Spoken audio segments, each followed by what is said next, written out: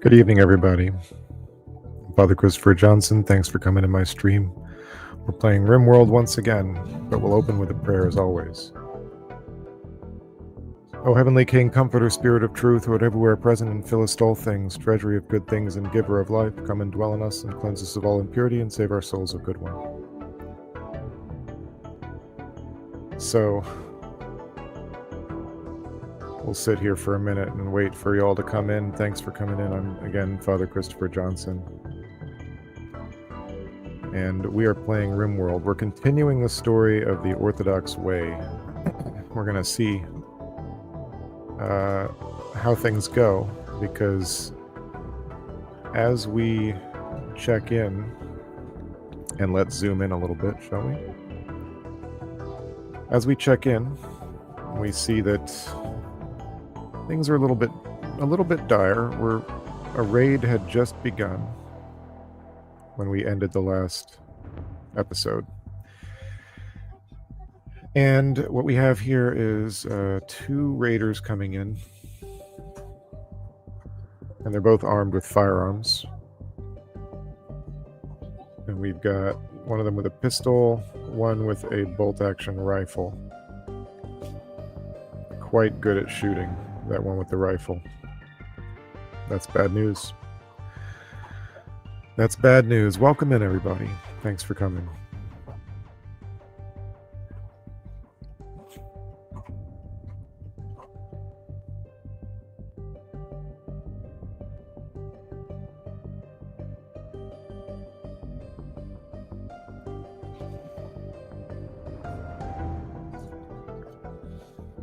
So we see the adventures of the Orthodox way. Things are not quite good yet. We did have a chance to build flooring, at least, in the main hall. Unfortunately, we're still using it for our main storage area, which needs to change sometime soon. We did get the barracks built, so that's exciting. And that's something to be happy about. Plans for this evening probably include building a few more batteries. That's what I was sort of in the middle of, also grabbing all of this steel that's here. Yuki continues to be a problem for us. She's never content. You know, chemically starved doesn't help. It's tough. Maybe we can brew some beer for her at some point. We'll see. But the immediate problem is how to respond to the raid. So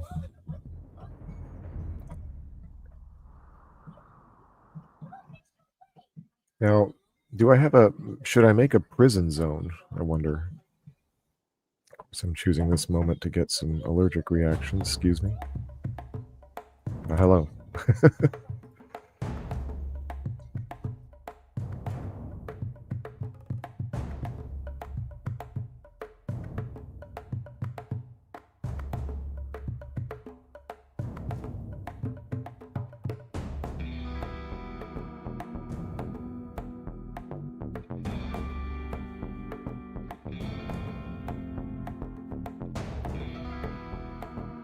So, let's deal with the raid then. Are they beginning right away? Or are they gonna... I think they're attacking right away, if I remember correctly.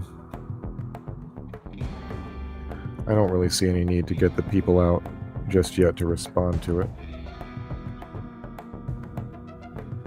Just yet.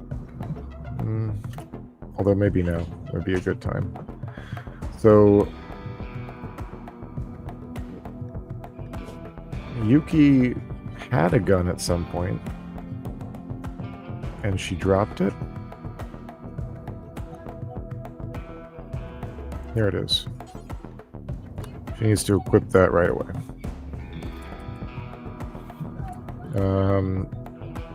Mammy can be drafted.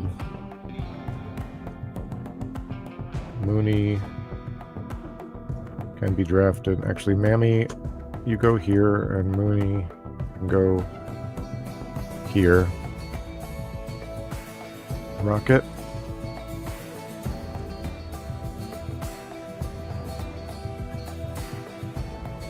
Ida, poor little Ida, she's 4 years old. She probably doesn't need to get involved in this fight. All right, let's set things going here. Welcome in. We're getting started. I decided to get started at 9 o'clock these days instead of 8:30 because I think more people come in after 10. So, but we'll see. We'll see how it goes. Thanks for joining me. We are in the middle of getting ready to fight off a raid from some actual competent, or at least one of them is a competent shooter. Hi, DJ. Hi, Donita. Good to see you.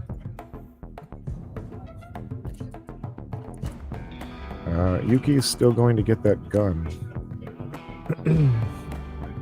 He can just take her time, I guess, huh? Okay, we need to...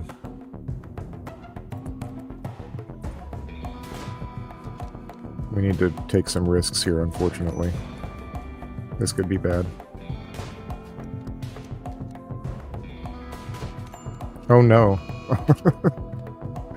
What a horrible way to start. I may have messed up here.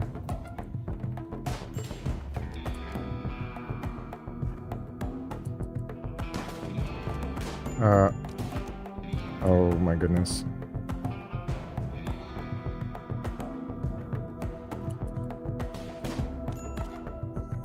This could be quite bad. It may be time to start again.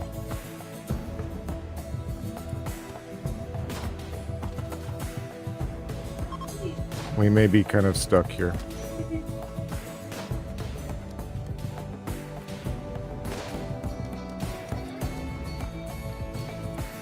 What's that? Why is she... She's taking away Mooney? She's trying to capture Mooney.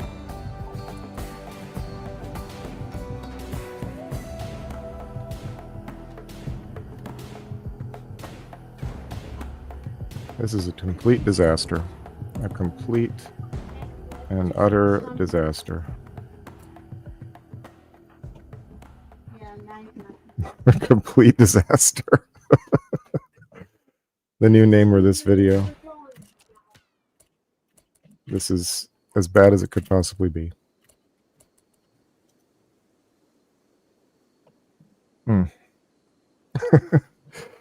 Oh my goodness. And everything was going so well.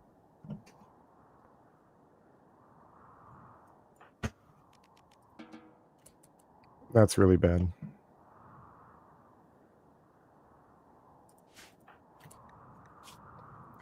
It's unlikely that he would have survived. Oh gosh.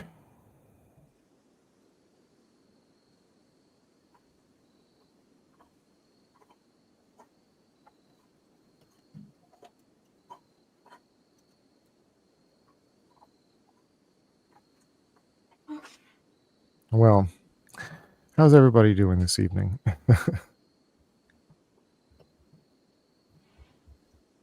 It's bad news over here.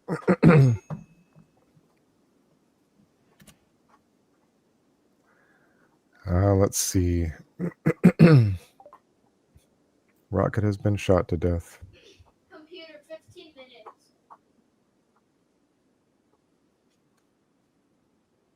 Yeah. That's just sad. Funny little ditty. Which ditty? When was this?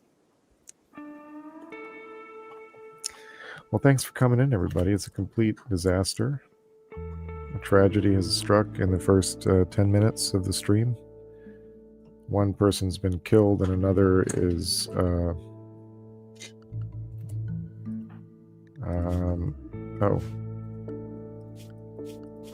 Let's see. I have one person Oh.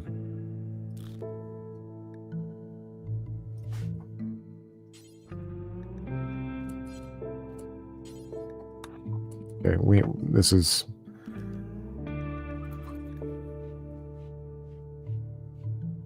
It's not looking good. It's not looking good, I have to say. Colonist needs rescue. Which colonist?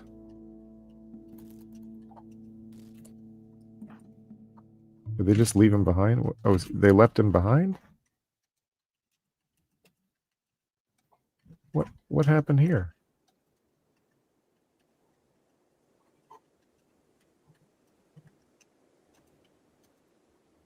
Oh. Thank you. What happened here? Why did this happen? So this other person fell down, and now Mooney is going to be dead. And oh man, Rocket's already dead.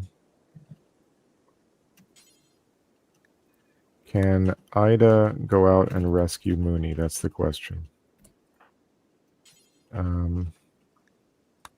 What's this person wearing?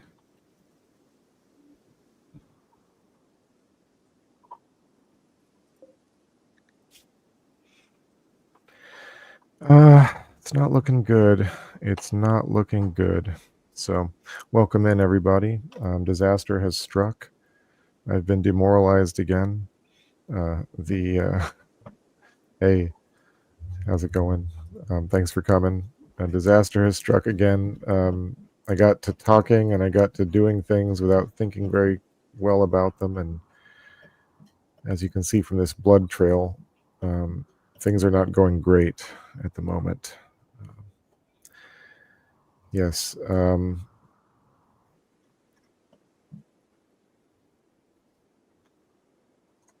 So now I got to solve some problems, I guess.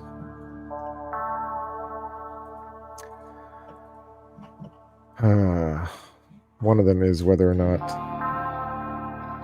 that person's worth capturing, maybe attempting to capture. Yeah, they're very good. Very good. Let's see if I can get a prison spot.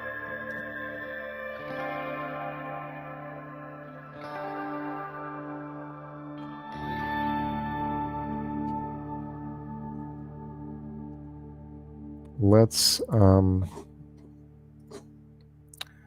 hello.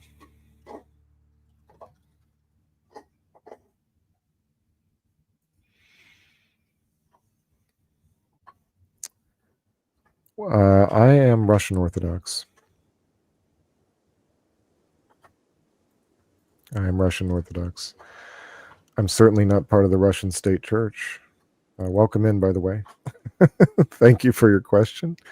I am Russian Orthodox, the Russian Orthodox Church outside Russia. And I guess I didn't know it was a Canadian game. I don't like it any less because of it. Rimworld is brutal. And tonight it started off especially brutal. So you have an interest in historical religious organizations. Yep. Yes, I should do that, you know. Well, now I know. Now I know. Thank you for telling me. He's made a great work. That's my judgment on this game. I should try to do something with this. Let's see if they successfully. Let's see if they successfully rescue these people. I don't know if I'm going to be able to make a prison. Is the problem. I'm not really set up for it, so I'm going to have to leave that person there, unfortunately. There goes Ida. Welcome in, Subdeacon K. That's where he went wrong. There goes the 4-year-old Ida carrying back Mooney. Will Mooney survive? Where's his health at? 5 hours. The problem is Mooney is also the best doctor. So for this to work, Yuki, what are you doing, Yuki? Stop fishing. Okay, let's look at this here.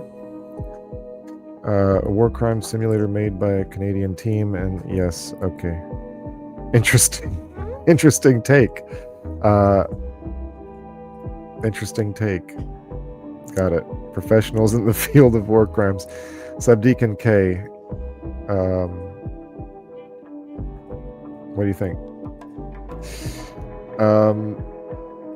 Hey, Mythic Mountain is with us. A good friend. Dare I say a colleague of sorts. We're both pilots. Let's see. Yes, well, the problem is he can't even stand right now. So once he is able to stand again, then we'll definitely. I think he might already be set to it. Let me check. Health. Oh no. Thank you for pointing it out. Yes. So let's see.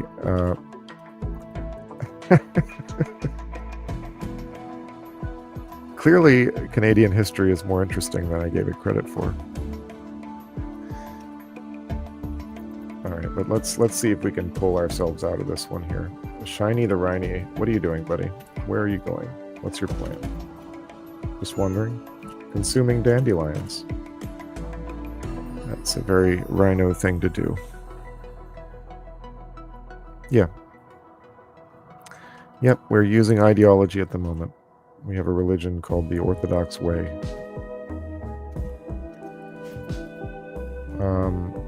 Okay, but how are we doing? So, Mooney is there. Is he dead yet?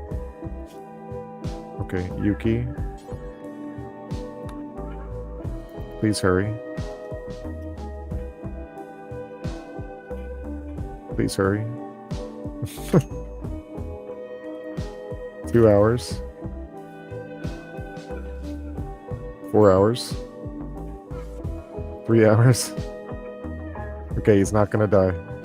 But Yuki may have a break here in a second. That's okay. Yes. So I've heard. I'm not sure I agree with this philosophy.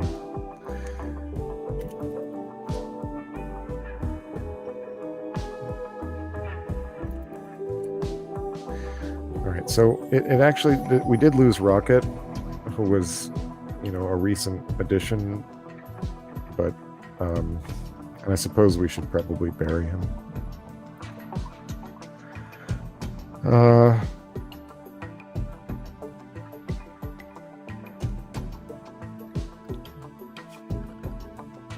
Let's put a grave out here.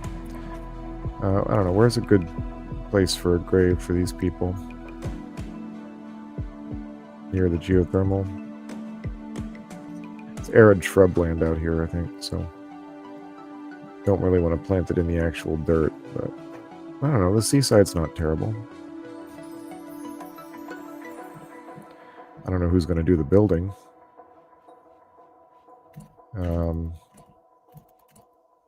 What's everybody up to? She's nature running as usual. Probably need to build her a classroom.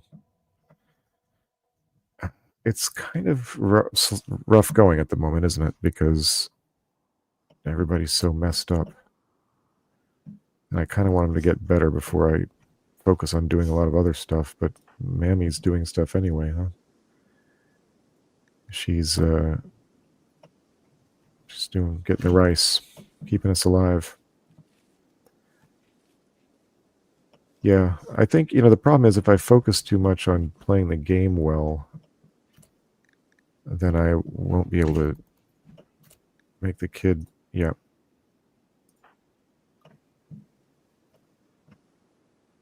Well, can't do constructing at the moment.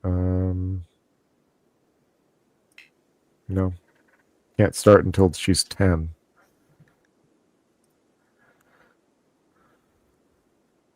Yes, Veterans Day here. I think it might be the same in Great Britain. Is it not? Or is that a different day? I mean, I think it's the same day.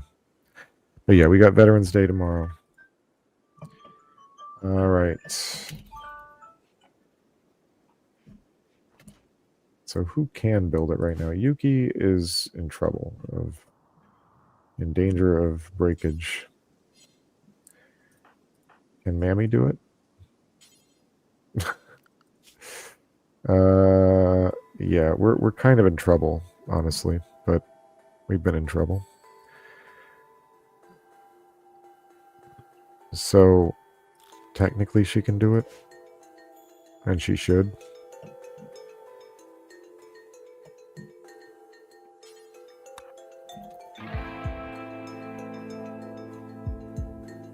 Yeah. Tough start. Tough start. If things get too much worse, we may have to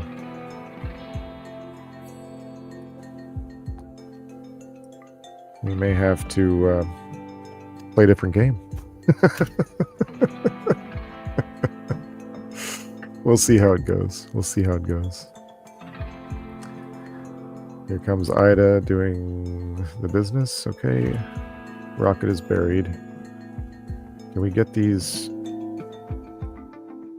other things? Yeah, his shotgun, auto pistol. What about... Yeah, this person is also dead, but... Well, some smoke leaf and a bolt-action rifle.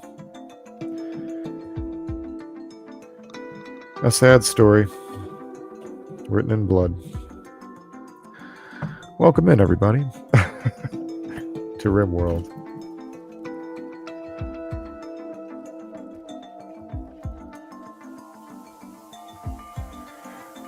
Here comes the rain, maybe. Just a wind. Yuki, have you broken yet? How's Mooney doing?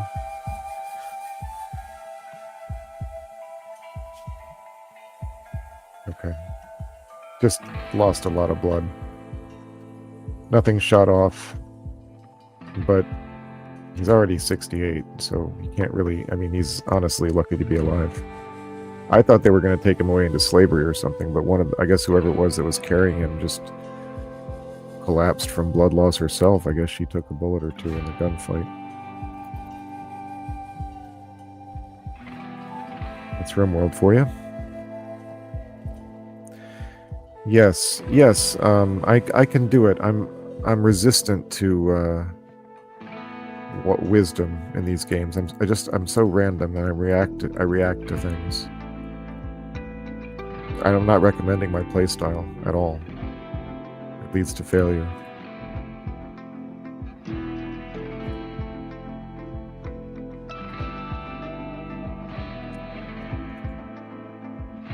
Yuki is going out to fish again. Can we give her a break? Really? Can we give her a break? How much? I guess we need the fish, don't we? You know what? Cancel the fish for now. And just do... She can't haul. She doesn't haul. No, fishing's the only useful thing she does. That's right. Don't cancel the fishing. But ease up on your work schedule. How about that? She's already got a half day. Okay. Yuki, I don't know. I don't know.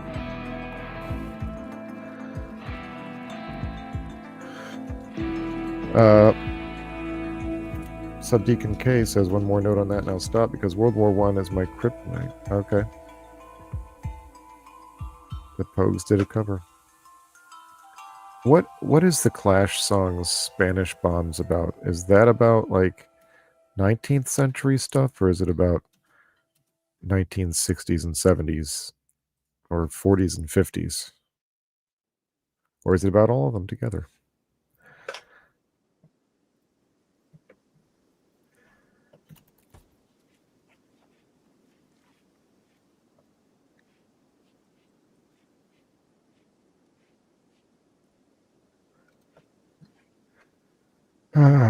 Okay. Yuki, I mean, really. Okay. Oh, Rocket was her son. Okay. Let's take a break. Let's chat for a minute, everybody. Let's just take a break from this thing they call Rimworld. Randy Random. I asked for this, and it's content, right? It's more interesting this way, ostensibly. Crazy things happen.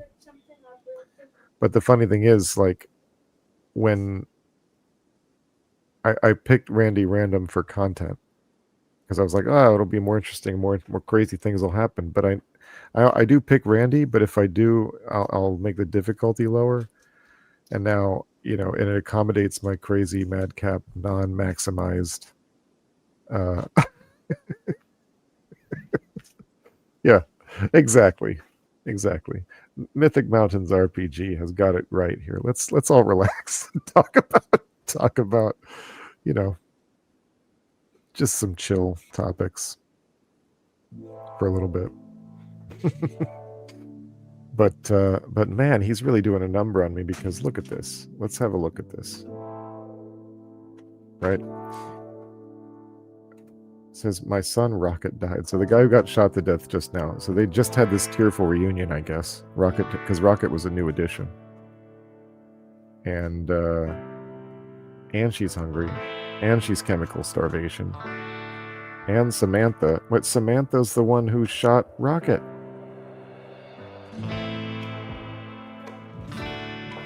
Right? Oh, what a tragic web. What a tragic web Randy Random has woven in this tale of the Orthodox way here. Yuki is really suffering. She's really been through it. Look at this. So, yeah, a colonist died. That's bad enough. Disturbed sleep, sure. Ate without a table. Yeah.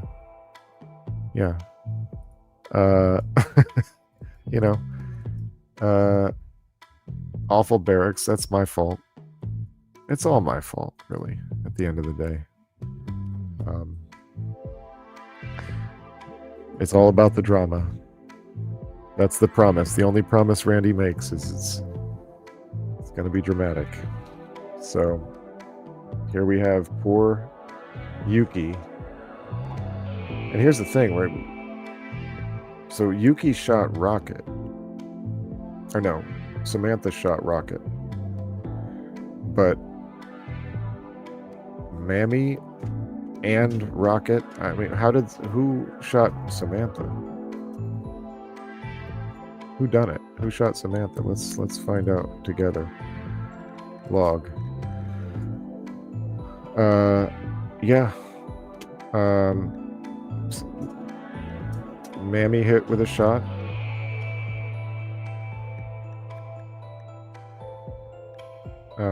So Samantha killed Rocket here. Wait, so who's...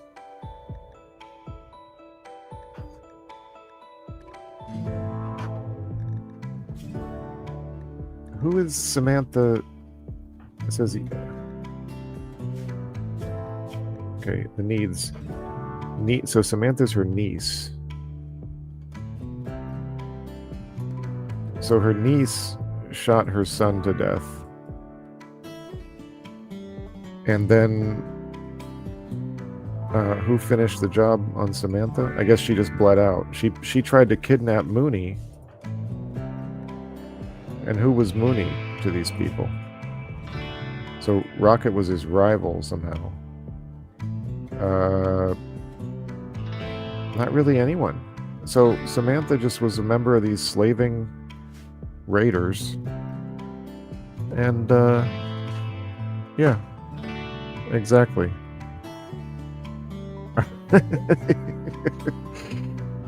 So, that's Rimworld, I guess.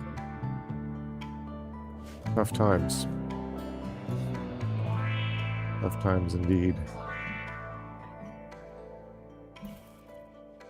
It's hard to blame Yuki now.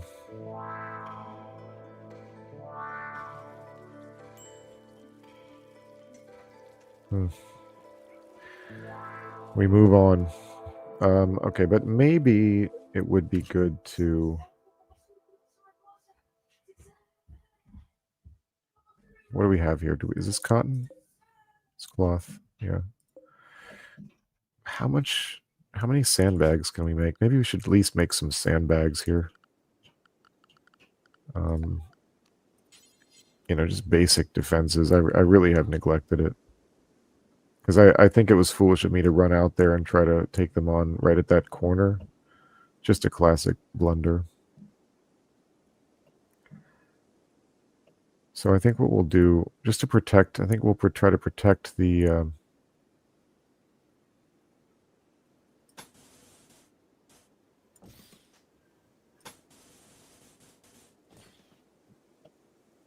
where else can they come? They can also come from the south.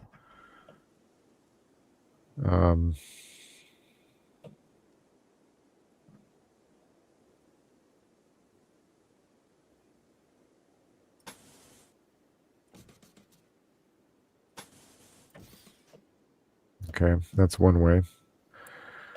Although we have this huge structure here, which I should probably build out to. That's kind of like what nothing. My Rimworld games are never very pretty, are they? We got a potato plant growing wild out there that I probably planted in error earlier on. All right. Okay, Yuki's playing a little game of chess with herself to at least just de-stress a little bit, hopefully. Okay, Ida's doing some hauling. Collection of valuables, eh? Glitter World medicines. Okay. That's pretty close. Or is it? No, I'd have to go all the way around the mountain range first.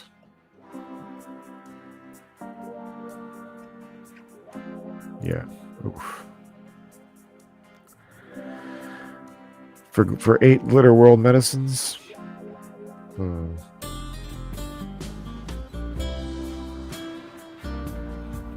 Starvation? Why?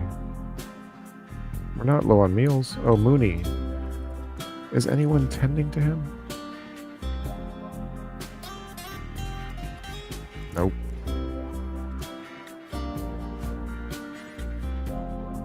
Good lord. He's just starving to death over there.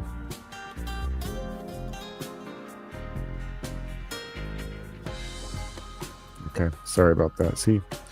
Alright, so he's the main warden and he's down. So Yuki's the only other one who can do it. Yeah. We're really hanging by a thread here.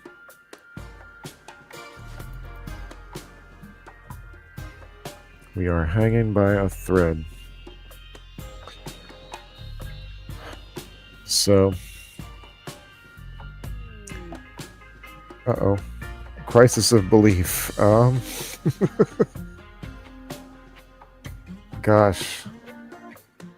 Yuki's spirit has broken.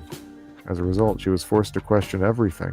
Yuki's certainty with her belief in the Orthodox way has been reduced to 50%.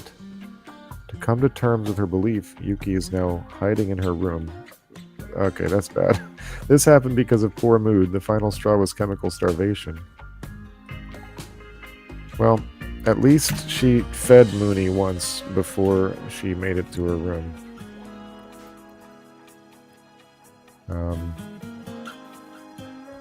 That's a shame.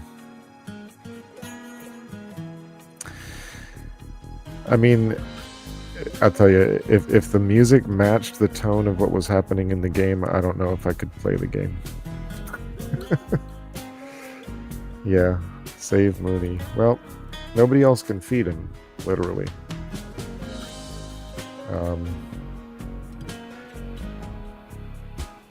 So we're kind of in trouble if he doesn't get up soon.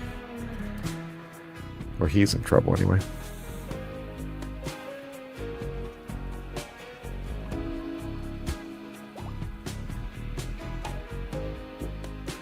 Huzzah! He can walk. What is he doing? What are you doing? Good lord. Stop. hold on. How is your...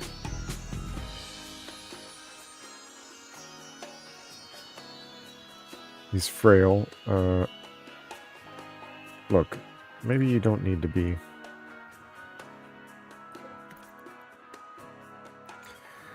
I'm so bad at this game. Let's put a temperature thing in here, because it is getting kind of...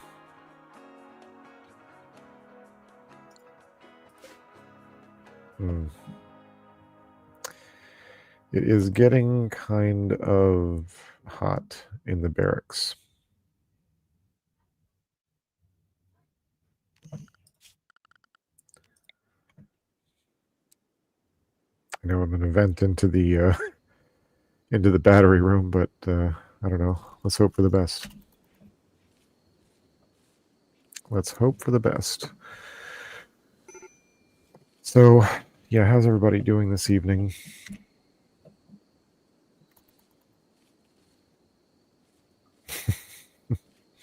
He chose the playlist to mock us.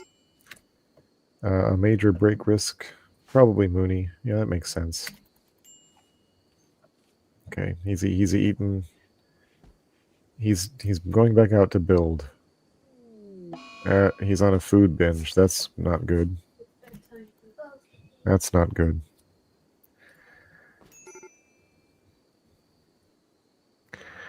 How am I doing? I'm doing okay. Yeah, I'm doing well. I'm glad to be doing the stream again. Oh, uh-oh. I'm going to say goodnight to my kids real quick.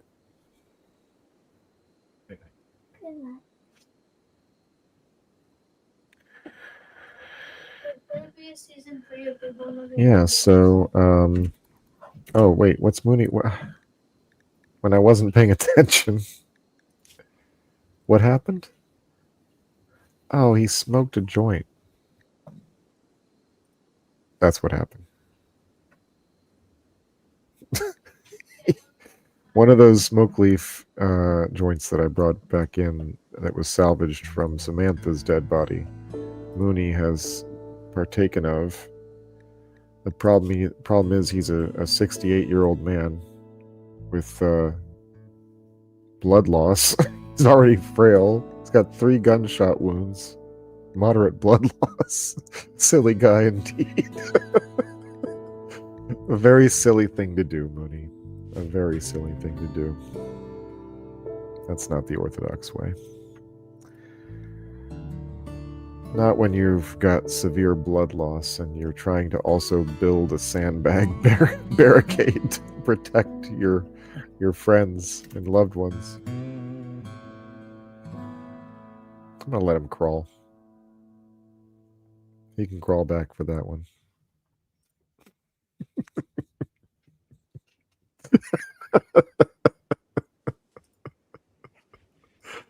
Too true. Classic Mooney. Oh my. Yeah, it's not looking great. I mean, I don't know. It's kind of okay, I guess. But Yuki's gonna have another break soon enough, right? She's still hurting bad. Yep. I mean, it's gonna take her a while to get over all of this. And meanwhile, she still needs to do stuff. Like, she hasn't... Well, she doesn't do much, but what she can do is important. Mooney is no longer on his food binge. I guess that's the one good part about having fallen over. He's no longer binging on all of our meals.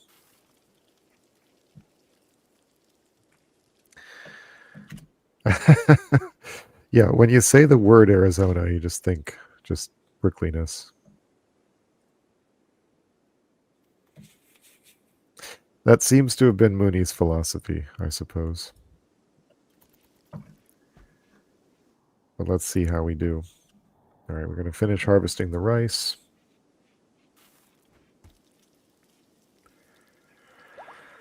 Doing some cooking. Mooney's back on his feet. He's back out into the... He's out there botching construction. I don't know how much cloth we have to work with. I think we have probably enough, right? I don't know.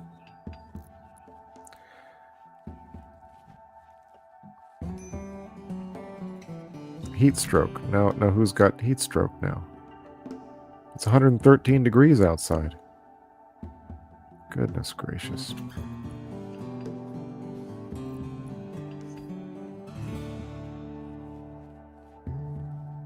No. Okay, there's a mining work site nearby apparently. That's okay.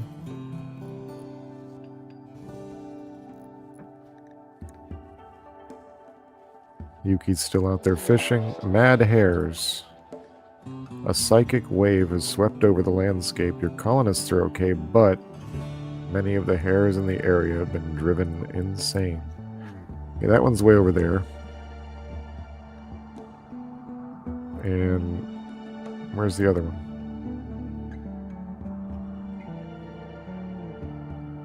Mad hares. Oh, Ida, what are you doing? Okay, over here. Okay. All right, we're kind of okay. No. Ida, what are you doing? Can she... Is this going to turn into a horrible tragedy? It is, isn't it?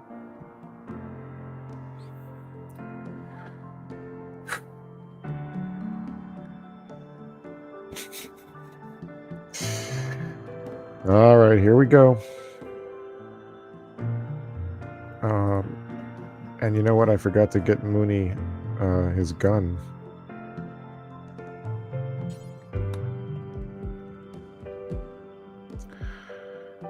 Yuki?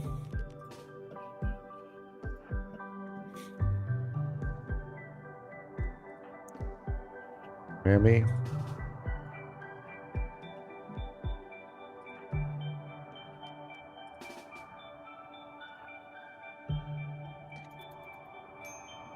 Oh, Lord.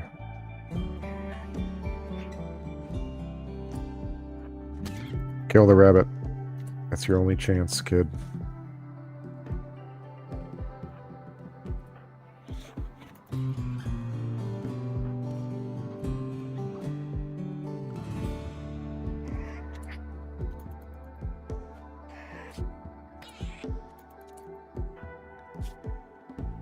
Okay, she's been bitten 3 times. Twice on the right leg, once on the torso. There's a second rabbit there. Yuki, you need to get moving over here. Mammy, get moving over here. Okay, what are you doing? You got your shotgun, so please come help. Thank you. Ida might end up taking care of it all herself if she can survive. Oh, her nose. Shiny the Rhiny. Come on, Shiny. Okay. Alright, kid. No. Actually, you don't get melee experience from hitting somebody that's down. We're going to hunt this one.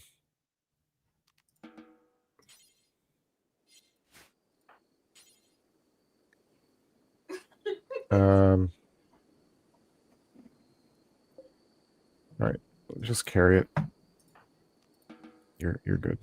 No, she's not. She needs to go lay down, like, right now.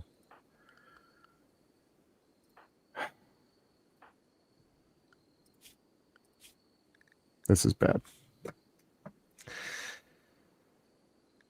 Let's see. Go lay down. Patient is already set to 1. Bed rest is set to 1. Okay. So, look. What are you doing? Queued resting. Good. Where are you going, though? You're really going to get the rifle first while you're bleeding.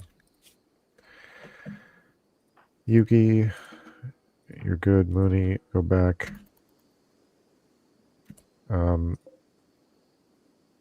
Who's the hunter right now?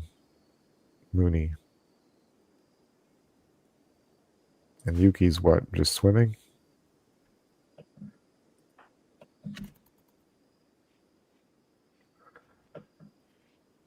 Now she's got blood loss.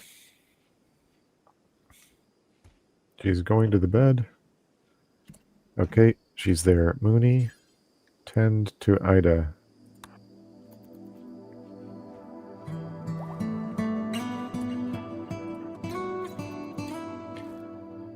Okay, she won't die. Very good. All right. Minor blood loss. Severe pain.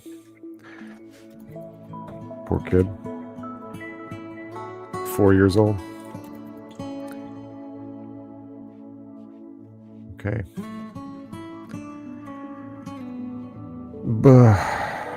Bad game tonight. My goodness gracious. What are you going to do?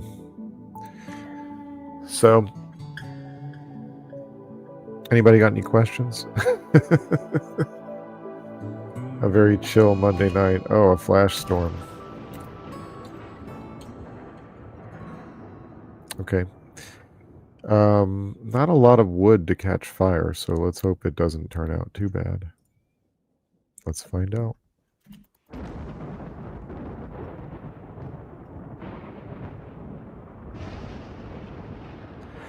It's striking in the water. Most of it's going in the water. And it's over.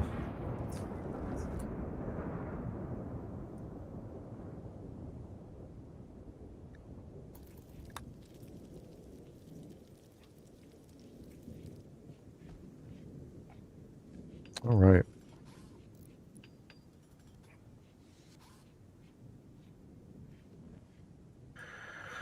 All right, so what do we think? Oh, the barricade's built. For whatever it's worth.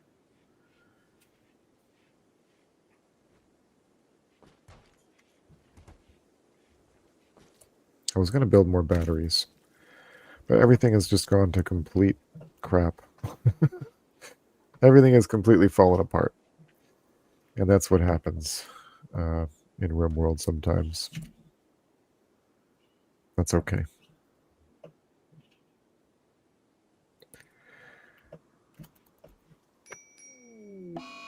Oh. Okay. Oh, okay. Ida has an infection now.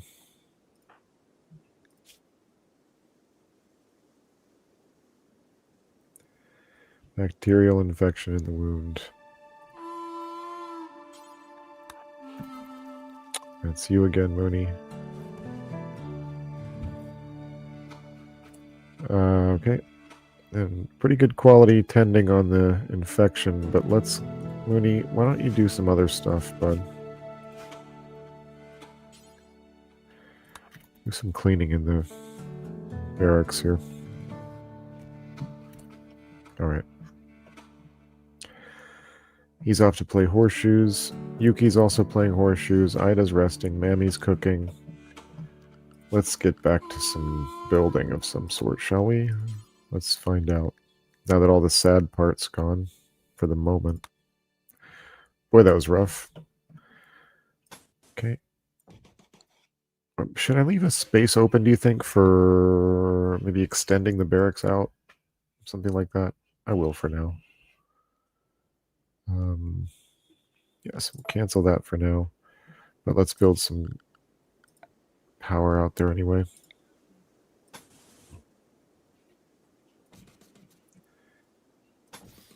And I did leave that open, and I'm going to put a door there.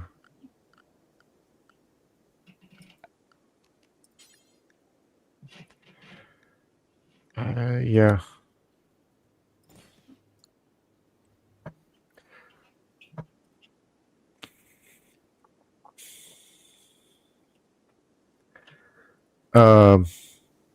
Well, that's a teaser, if I ever saw one. You know, I hope you're... Will he leave us hanging with that, ladies and gentlemen? Tune in to find out the exciting conclusion or continuation of Subdeacon K's question. I'm looking forward to it. And I'll do my best. Okay, let's see what we're dealing with here. A lot of blood. An unfinished air conditioner. And by the time I get this air conditioner built, it's going to be winter. What the heck are people doing? Playing horseshoes as usual. Still an unbuilt section of cloth sandbag. That's okay. We're building some conduits.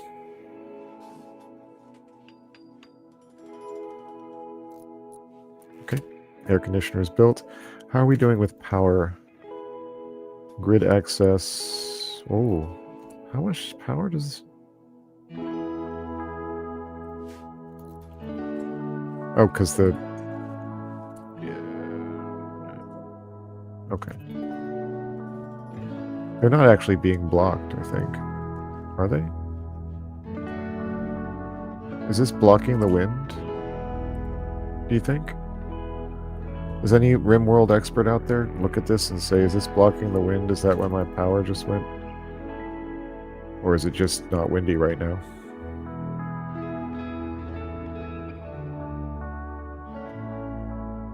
I don't know. Power is slowly going down.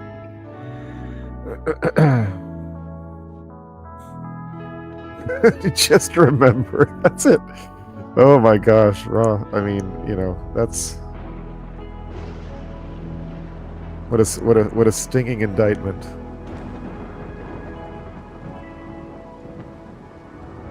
What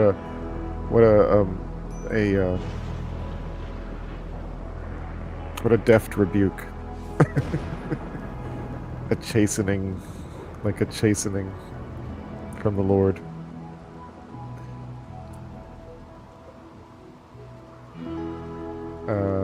So I clicked on them, and I don't see anything blocking it. So, right? But is it? Doesn't seem like it, right? They would usually like have a red something over it, like it would be highlighted red, perhaps.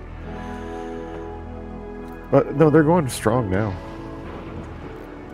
So, just my imagination.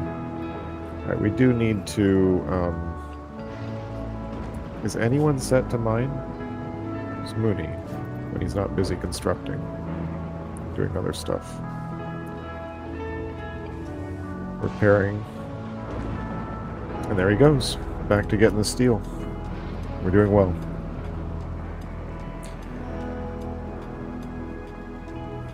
Thanks for coming in again, everybody. Definitely calming down in the range, in the area of concurrent viewers. Definitely calming down.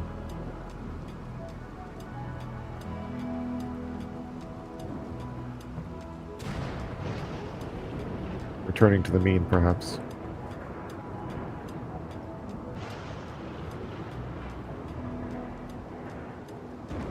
Alright, is Yuki sort of over it? No, not really. But she just has catharsis. That's kind of it. She just... It's the chemical starvation. I don't know. I've got these things. Maybe I could at least get her mood up. I know it's not, you know, ideal thing to do, but I just can't... She can't just keep going on that crazy cycle. Yeah. And now she's moving even slower. Because I think she lost a leg, if I remember correctly. Yeah, her leg's been bitten off. Oh, wait. A cougar. Okay. There's a cougar. And then who's got the infection? She's got another infection?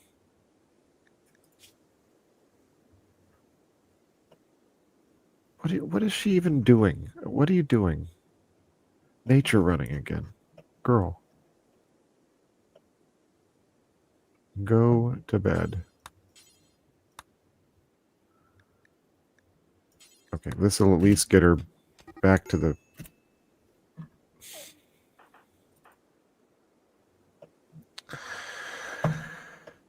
Okay. Okay. Is she dead? She's dead.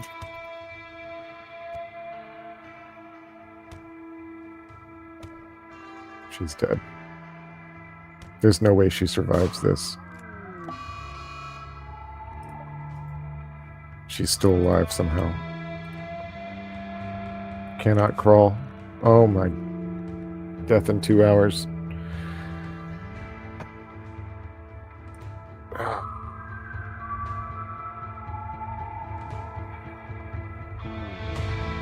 We're hitting our prime sign-in time.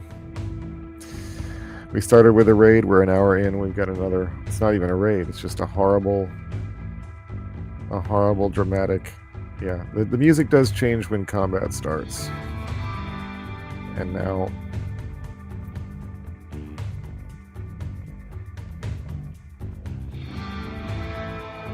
we're having a rough time. Are you gonna shoot? What are you doing? Watching for targets.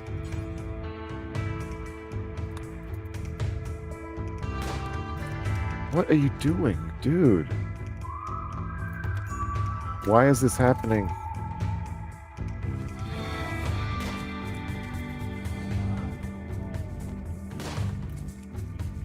This was horrible. This is terrible. Just run. I mean, you're a 68-year-old man. You barely survived your last issue.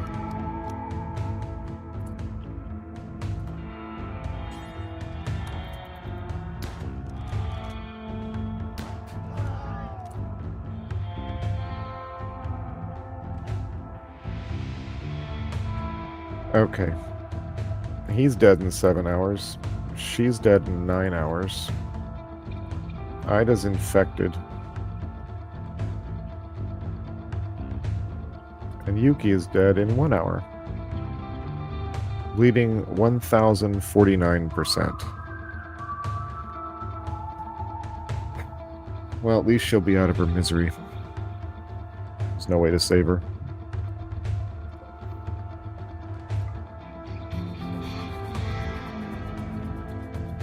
Because of this thing.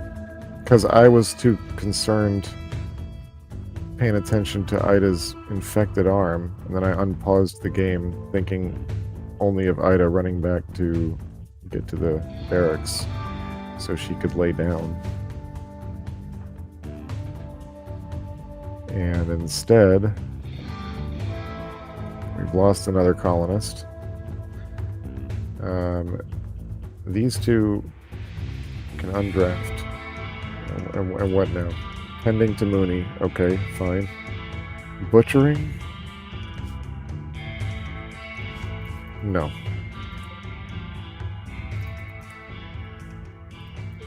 You can rescue Yuki. No, you can't, actually. She's dead. There's no point.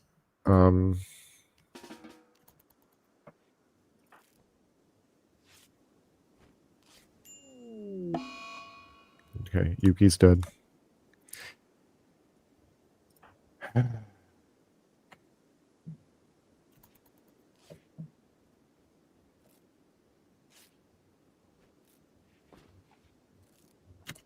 What are you doing, dude? Yeah.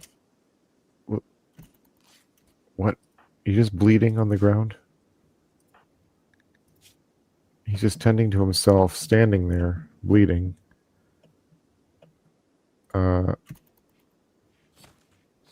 Brother. Okay, she's chopping up the cougar. Who needs rescue? Yeah, I figured Mooney would need rescue. Mammy. Ida can rescue. Oh, brother. This is so bad. How dare I advertise myself as a Rimworld player? It's never the last two games. I mean, these are literally maybe the worst two runs of Rimworld I've ever had. Which is fair. Medical emergency. Yeah, that figures. Yuki's dead, so actually there's nobody else who can take care of him.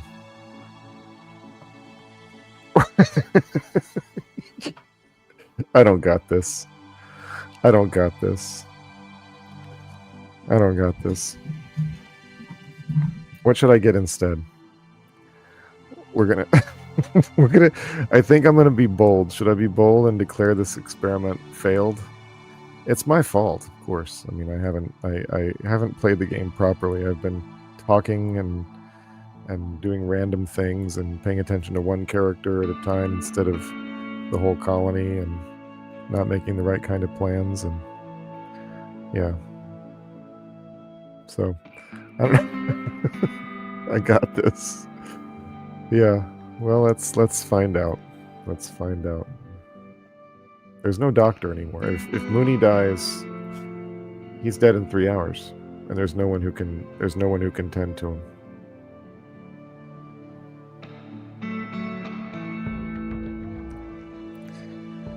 So I'll put it to the chat. I'll put it to the chat. I advertised Rimworld. So should I start again?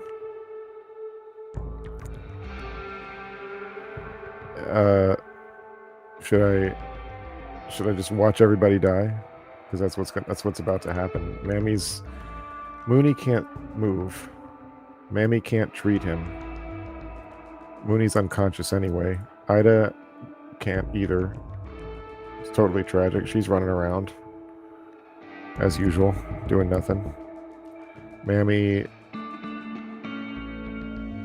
I don't know what she's doing. She just got through making kibble out of the cougar that killed them all.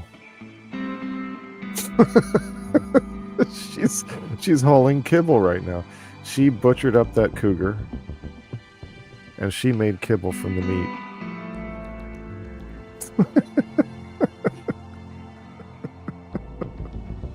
We get back up, but not these people. These people are never getting up again. If I let this play out, only thing that's going to happen is Mooney's going to die, then shortly thereafter Mammy's going to die, and then it's going to be the 5-year-old Ida by herself. I don't think anyone wants to see how that ends. It won't be pretty. She'll just get found by some slaving group or killed by raiders or by a wild animal or something while she's nature running. You know. That's Rimworld. The most drama. Yeah, I don't have Kenshi installed.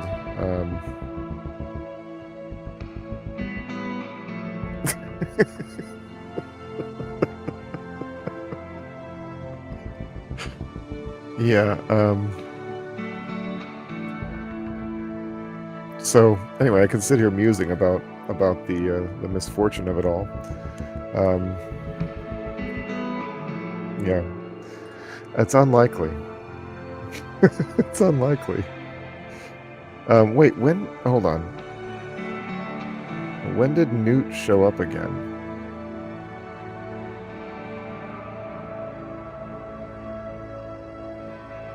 Am I losing my mind? Are you sure you're not thinking of the Dark Horse comic books? I feel like I'm going crazy. I'm not remembering something. So what do we? Did you figure out? Did you think about your question yet, Subdeacon K? While we sit here and contemplate the inevitability of suffering.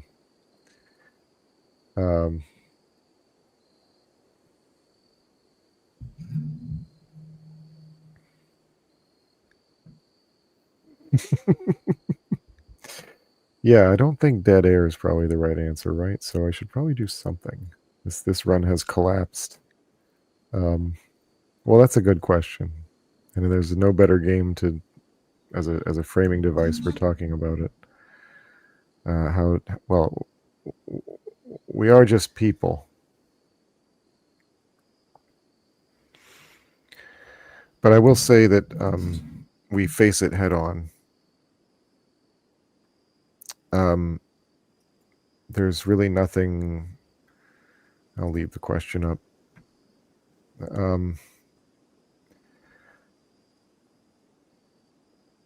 We face it head on, and we don't pretend that it's not happened.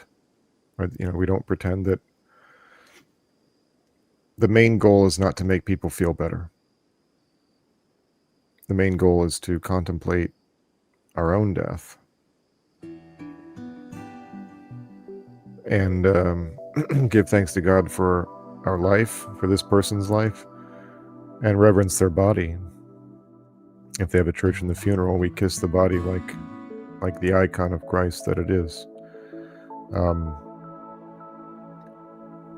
We pray for the dead, which is something that a lot of most other denominations don't do. Now, some people, really, and the truth is, of course, everybody does it who has ever said the phrase, "May God rest his soul."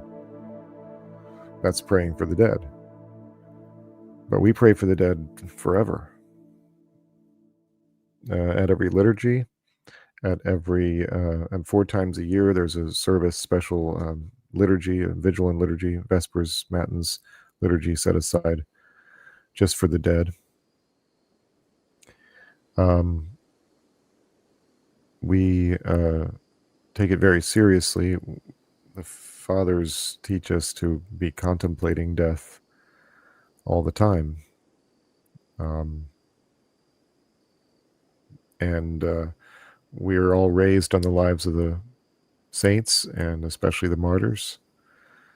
And so we I would say we deal with it quite well. Quite well. We don't lie about it. We're not afraid of it. We don't love it. We mourn. But we remember that Christ has won a victory over death, the victory. So therefore, it doesn't rule our lives, like the fear of death doesn't rule our lives. And that's one of the reasons that the Orthodox Church is able to tell the truth to the world, which ends up being one of the reasons why we continue to have martyrs and saints to this day. But we pray for the dead, and then we, of course, also honor the saints alive in Christ, but passed away from the world. So we have a close relationship with death, you might say, in that we're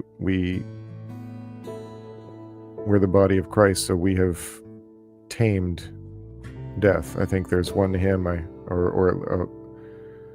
think it's like, death came cringing like a handmaid, you know. So our relationship with death is one of mastery. Most properly, the Orthodox position on death is one of complete mastery. As St. Paul said, to live is Christ and to die is gain. So, having died once again here in Rimworld, let's have a look and see what we can do that's different. What are y'all's thoughts? I mean, there's a couple of other Orthodox people here, and it's actually one of one of the first experiences I had after becoming Orthodox was a funeral. First in the Orthodox Church, and then there was a funeral back in the Episcopal Church that we had come from, and it was a very sad affair.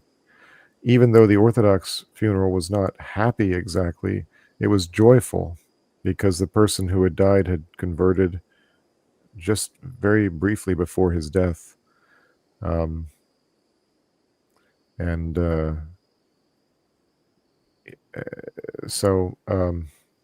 But meanwhile, at the Episcopal Church, it was just completely empty, like dark, like they couldn't really find much to say about the kid that had died. He was like a kid who died in a motorcycle accident. They couldn't find much to say about him except for anecdotes from his younger years. And there was no notion of facing the fact of death. It was more about looking away at a time when nobody thought it would ever come, like when he was a kid.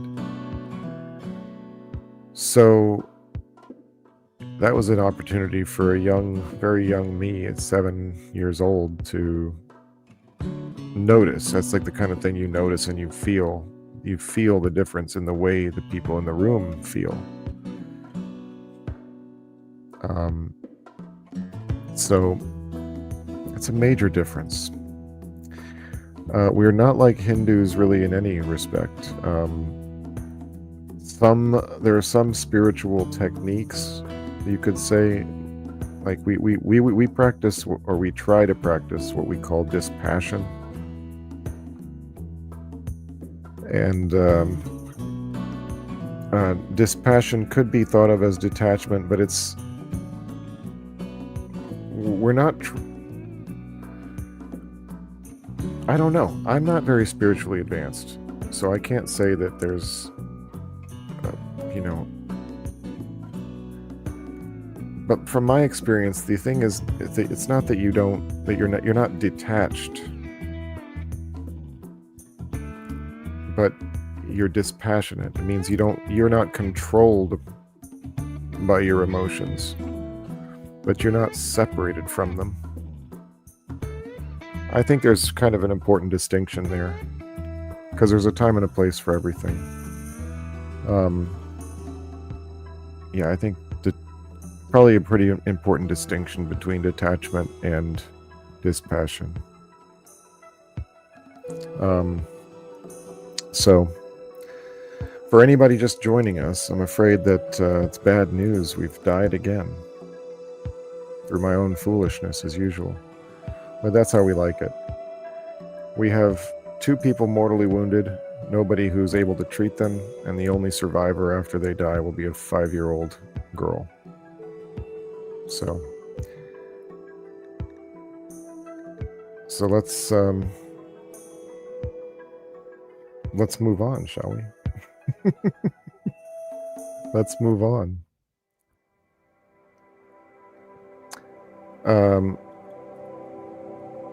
What is y'all's vote? What do y'all think? What do you think? More Rimworld? It is what people signed up for. It is what I advertised, but that colony is no more. Once again, I've killed them all through my negligence and mismanagement. All right, I've found it very difficult over the years watching non-Orthodox dealing with death, especially those who went through long terminal illnesses. It's like it snuck up on everyone. Crazy to me. Yeah, it's crazy. It's crazy. And that's what being steeped in the faith will do, though, is the rest of the world starts to seem crazy to you after a while. But we not only do we do a funeral service that ends up being, we look death straight in the eye and we call it what it is, which is horrible, and it's a separation of the soul from the body and all these things. But at the same time, there's the recognition of its defeat, and the feeling is not one of total sorrow. It's also beyond catharsis, because we never, what we always remember is that this is a temporary condition. The fallen state is what's led to our death in the first place. So we mourn because we ourselves are also attached to the world. In a sense, Donita, what you mentioned about detachment, we do kind of try to practice, but we try to detach ourselves from the world. We call it death to the world. And what Subdeacon K is talking about here is sort of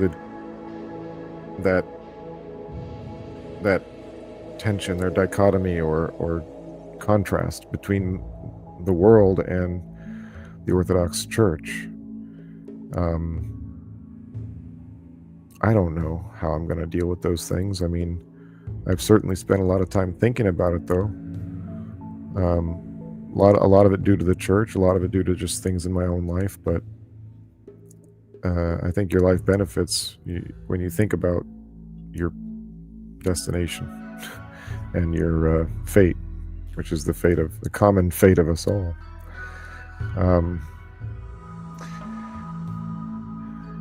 Yeah, the snuck up part is crazy. Tolkien he called it, when he's talking about how Numenor came to an end, that they became besotted with the fear of death. I love that phrase, besotted with the fear of death. So, yeah. Yes, as Christ says, I have chosen them out of the world. So we got to vote for Rimworld. Donita says she says new game. I don't know if she means new Rimworld game or like a totally different game. I have to weight it towards Rimworld because I did say I'd be playing Rimworld. That's what people came to see. And Mythic Mountains, I can't tell if you're voting or if you're agreeing with Steve or with Subdeacon K. Listen, those of you whose name I actually know, I hope you forgive me because I'm like talking to you here, so it just pops out now and again. So I don't know. Let's have a look. Let's try again. You know, I'm a little demoralized, but I'm not going to let it get me down. Let's not let it get me down. Crash landed again, you think? Crash landed again? Okay. DJ likes Rimworld. Crash landed again. At least the music's good on this nice menu screen here.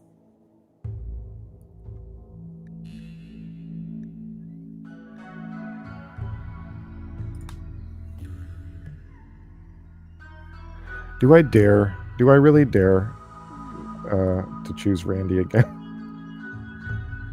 It's like all of the content, the Rimworld content people, they all go with Randy, but I don't know. Randy, you're beating me down a little bit, buddy.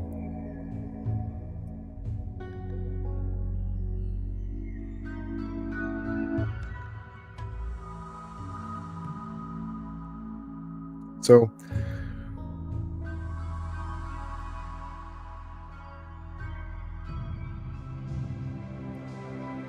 I don't know.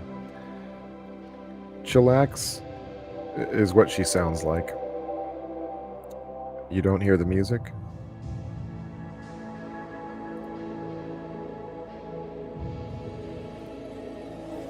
Have you all not been able to hear the music this whole time?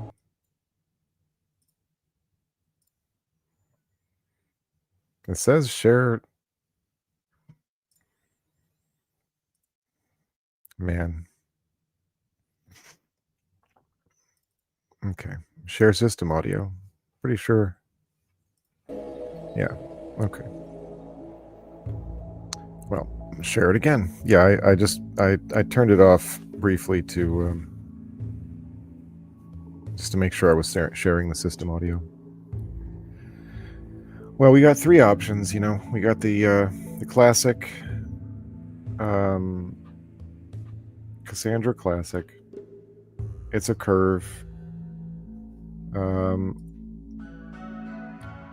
Well, thanks, Huey. I'll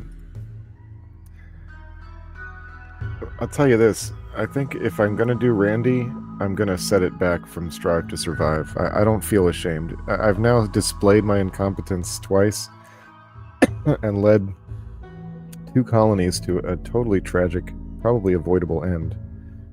And so I'm willing to keep Randy, but I am going to reduce it to community builder. How's that? Is that too weak? Is that weak sauce? That's not what people sign up for. That's not what people sign up for, is it? Anybody signing in now who's seen this stream before, yes, I've failed again.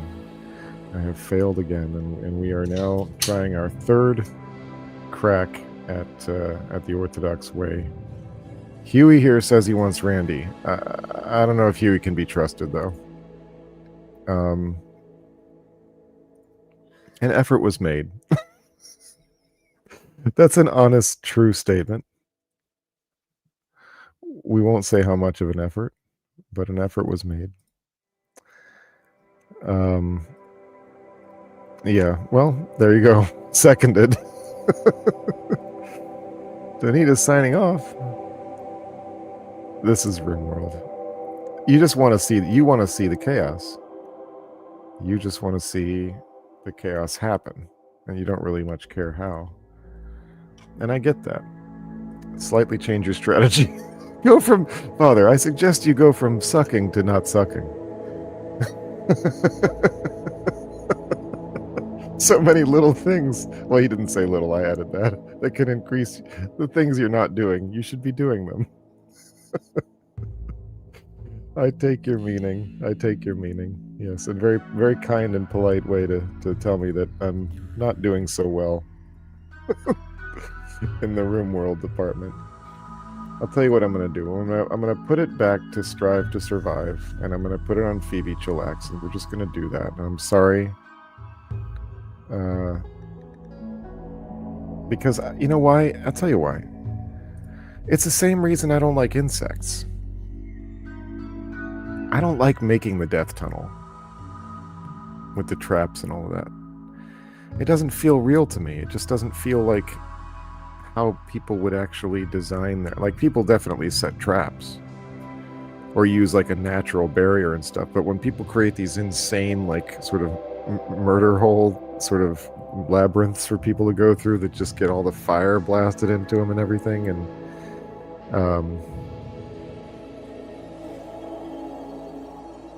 you know, I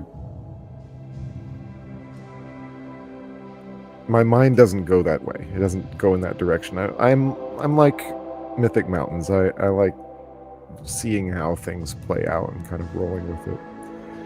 So as much as... I don't know, is that where the content comes from, though? Is me, like, switching back to me looking like this and just... Analysis paralysis is another thing I suffer from. So, Strive to Survive with Phoebe Chillax. Let me just stop perseverating over it. And, yeah, that's going. No, it doesn't even matter. Insects are going. Yep. Add the Rough Outlanders. Add the Pirate Gang. And here we go. Yep. Yeah. Well, I mean, I guess that's the good part, right? Is that we've now seen 2 full stories. So you're really getting the bang for your buck here. Okay, let's hide this and select random site as always. Tropical rainforest on the coast again. They love defaulting now, it seems to me, to coastal spots. Tropical rainforest, hills. So, anyways, it doesn't matter. I'm taking it. Load saved. Orthodox way. And we have no melee skill and a shooting skill of 2. Well, even with Phoebe Chillax, this could still be a disaster.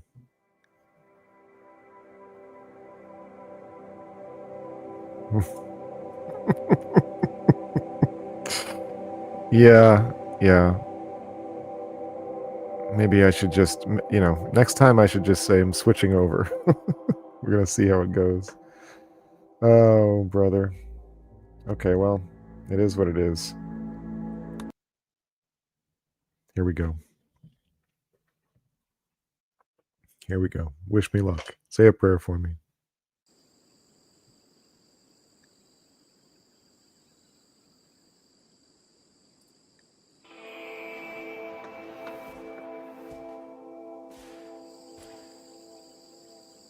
We got a horse.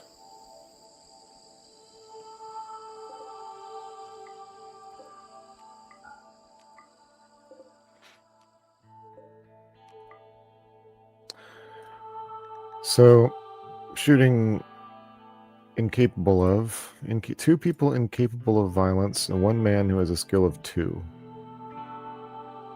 So, that guy with the skill of 2, we're actually going to give him the revolver. We're going to leave the rifle alone for now, because, gosh, they can't even equip any of that stuff. I'm going to have him just go out and start shooting things, and hope for the best. A fertilized goose egg. Don't eat the goose egg. Novel applications for bow making. I didn't really check these people's bios, huh?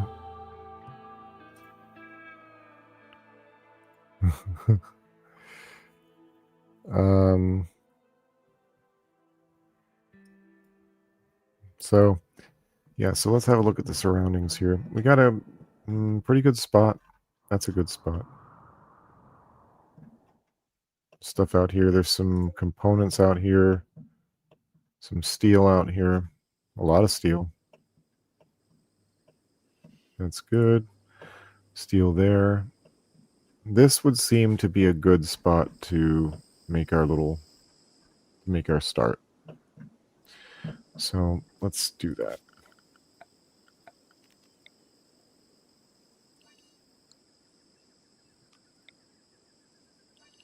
Let's do that.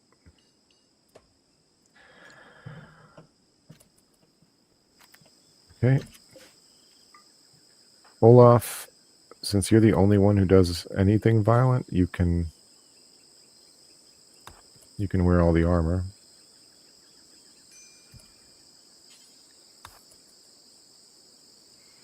That would seem to make sense.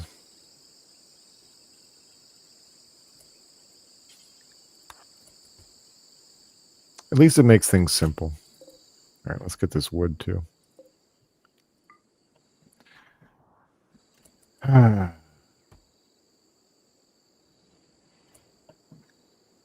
Thank you for the reminder. Feel free to remind me anytime about any old thing like that.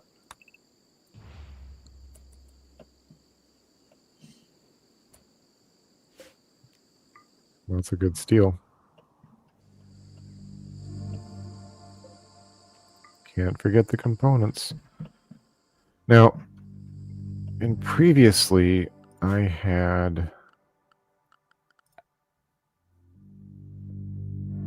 sort of messed around too long before I got food production going.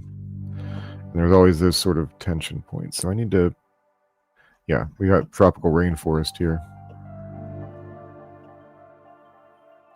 So what I need to do is probably get that going sooner rather than later.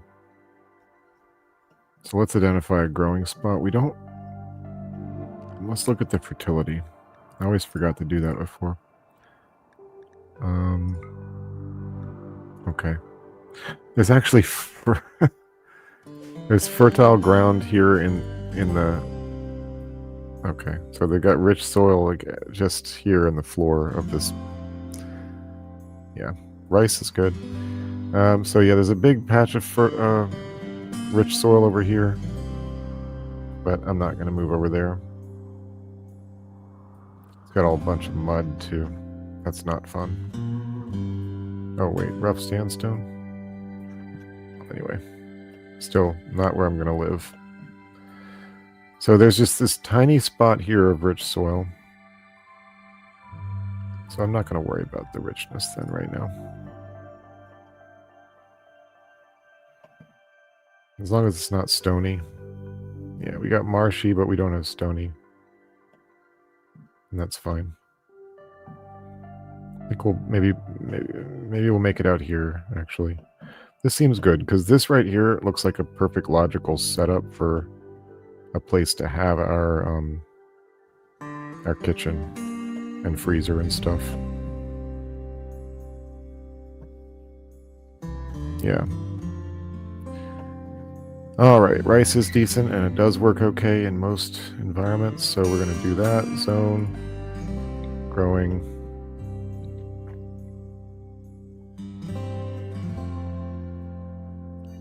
Let's put it in... Wait, is that marsh? What is this? Marshy.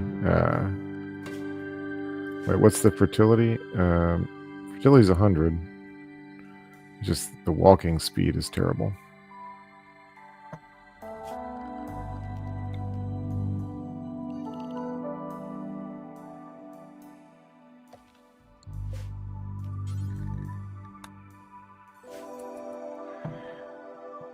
So we got the rice, and we need to build some beds.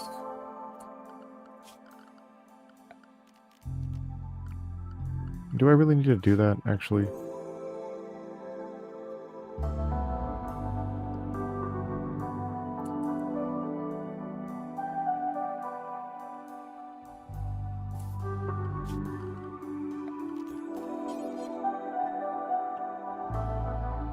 Just do it.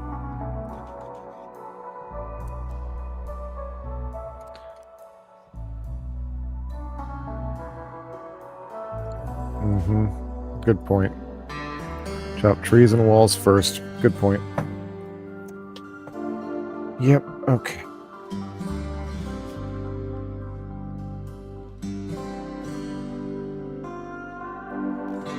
So that really just means walls first, so...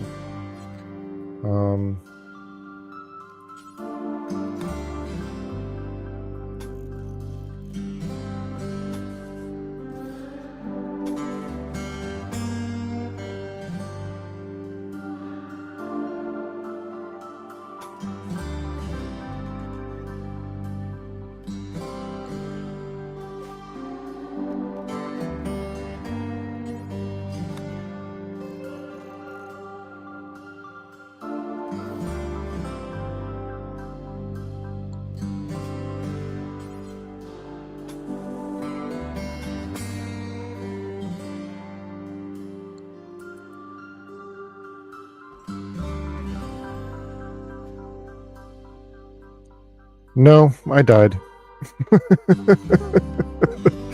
I died. I'm sorry. We had to start again. It was bad. And dumb.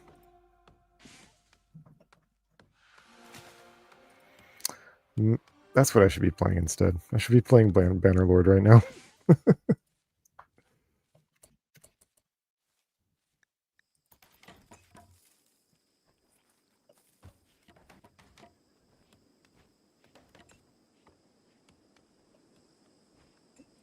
Maybe no, don't leave the bolt-action rifle in the middle of the water.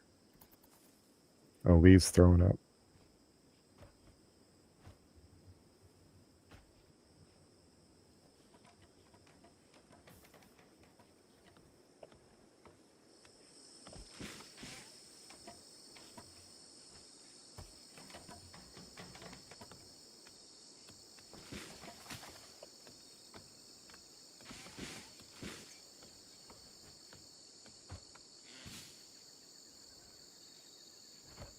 Lee's reading a book to pass the time.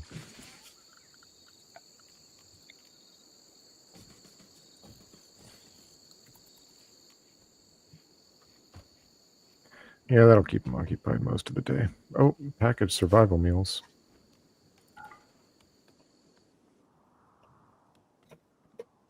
What else do we have around here?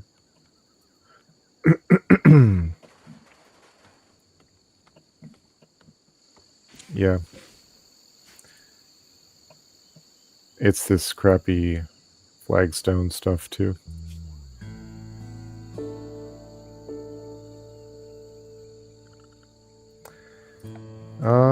Let's see. Yeah, I do need to, I just didn't expect it to just all fall apart, I don't know why I didn't expect that though. That's the crazy thing, right? All right, so yeah, floors.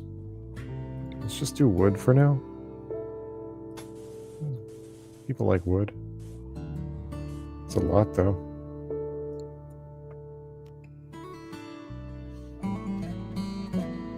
Let's just make it anyway.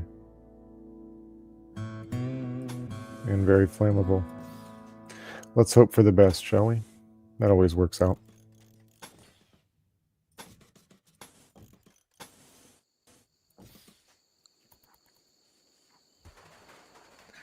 Yeah,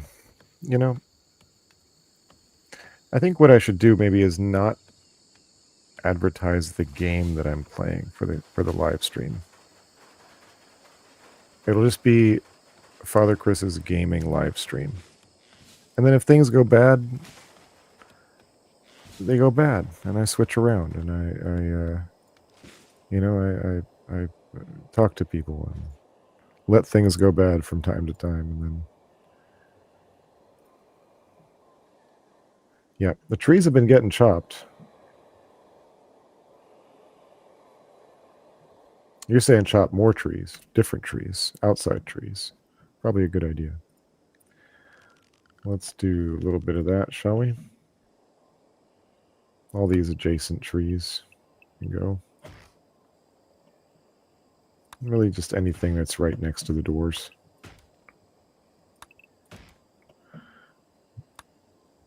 And we get some, a little bit of recreation going. Out by the sea. Get a dumping stockpile.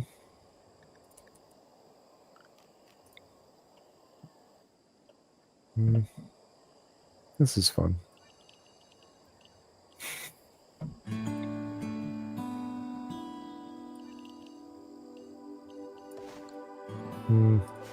Too far away. Trying to get cute. So we're gonna probably put the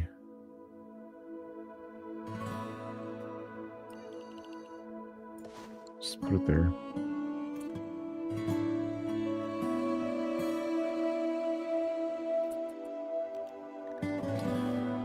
Okay.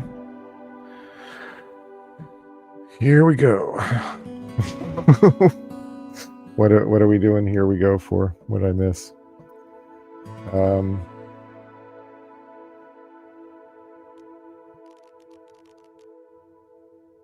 They are sleeping. I've got it on single speed. Oh yeah, I was gonna do some hauling orders here.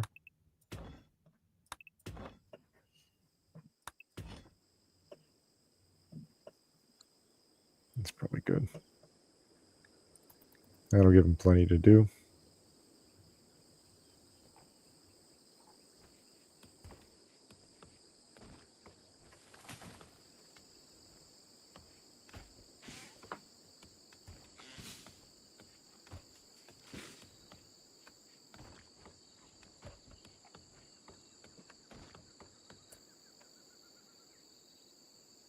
Oh, a question. I'll reduce the speed to a single speed again. Can you tell me, let me look up the address you're talking about here. Maybe I did hear about that.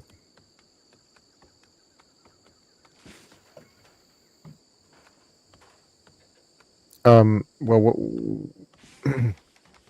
each parish is going to answer that question in its own way. It's going to be a problem of different scales. Our own parish is quite small, so what we're doing is restarting a catechism class. Doing it Saturday nights. We've got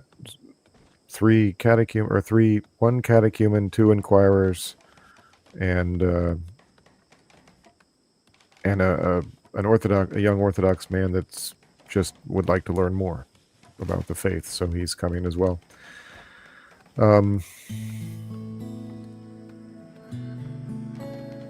There's so many things that need to be done. Each person needs to take responsibility. Even if you go to an established parish, you have a missionary duty to accept these people.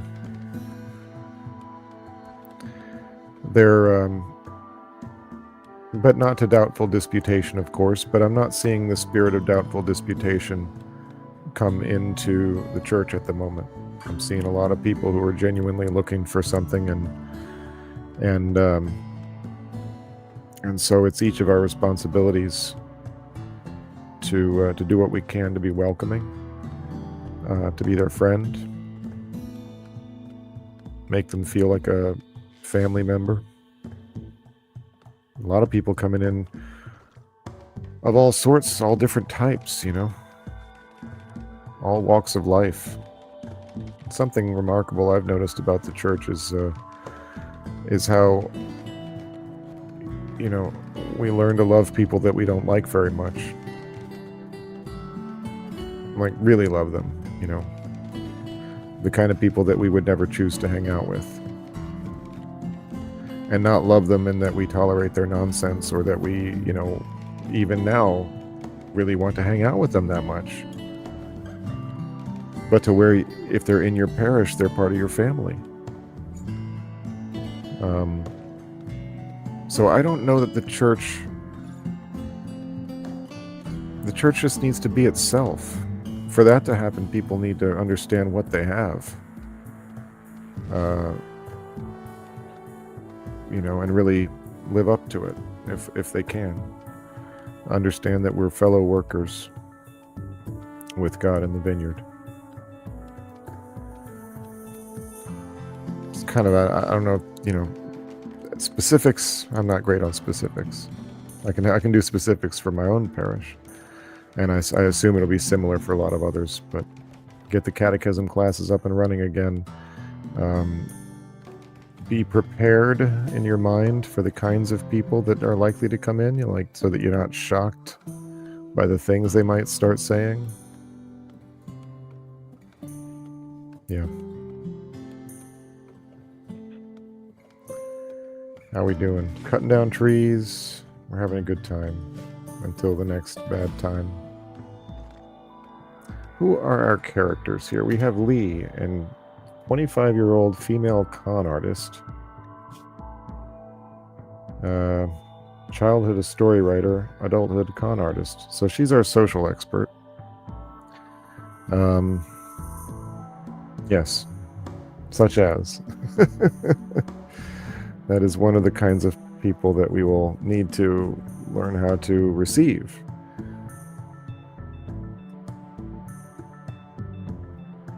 And of course, there's a bunch of ortho bros that are indeed Orthodox. So we have to trust God. But where we see our responsibilities, take them seriously.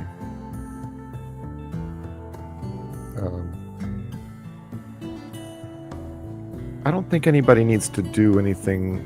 Any individuals need to do anything horribly different than what they're doing now, except to just be on your guard.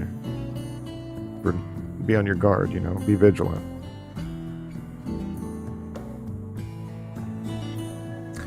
Yes, beds and tables. Well, there's a table right there. What is Lee doing? Constructing. How about light? How about a little light? Let's do a little bit of light here.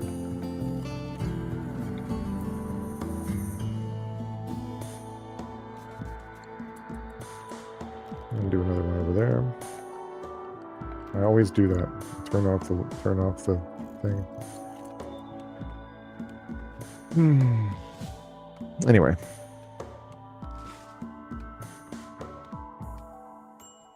Yes, the converts they're on their way in.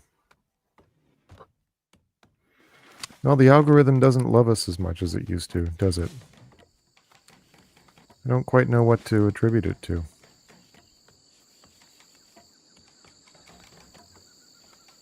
friends activities in the past, perhaps sharing things and that kind of thing. Probably would have helped to do a little bit more. Oh, what do we have in here? Oh, hold on. Well, that's not right. Somebody's having an affair. Olaf is married to Star. Well, who the heck is Star?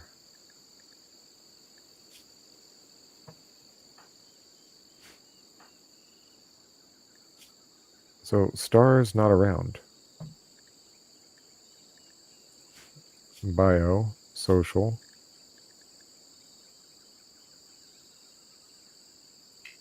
Well, this person is not here. How did that happen? Well, I mean, obviously we chose a random set of crew members. Well, that's not good news.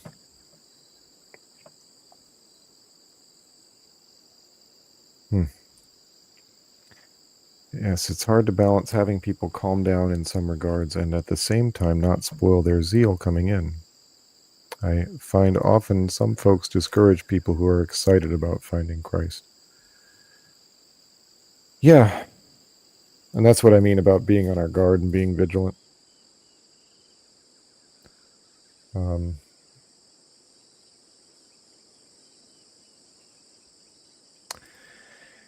Yes, and there's different flavors of this too, you know? There's different flavors of this.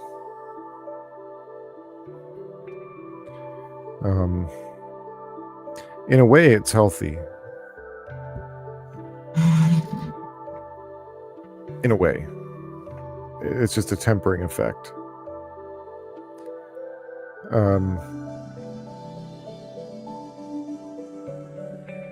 But that's what I mean about being on our guard. If there are people who are doing that too much, then we're not being on our guard. We're not taking our responsibility seriously.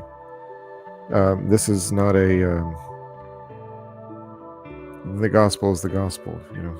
So people are going to have to mentally be prepared for people that they disagree with, or people that are wacky. But I think that the church now is actually way better equipped to deal with that than it was when I was growing up.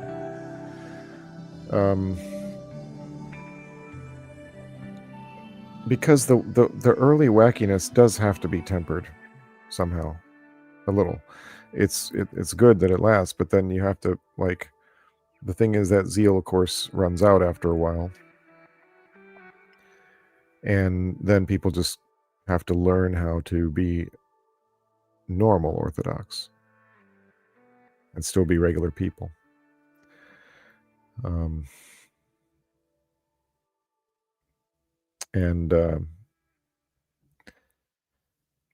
And so part of the process of doing that is having people tell them in one way or another, yeah, you're being a little bit wacky right now, and that's okay. Just be ready for it to end, and don't be disappointed when it does. Maybe it'll never end. That's rare.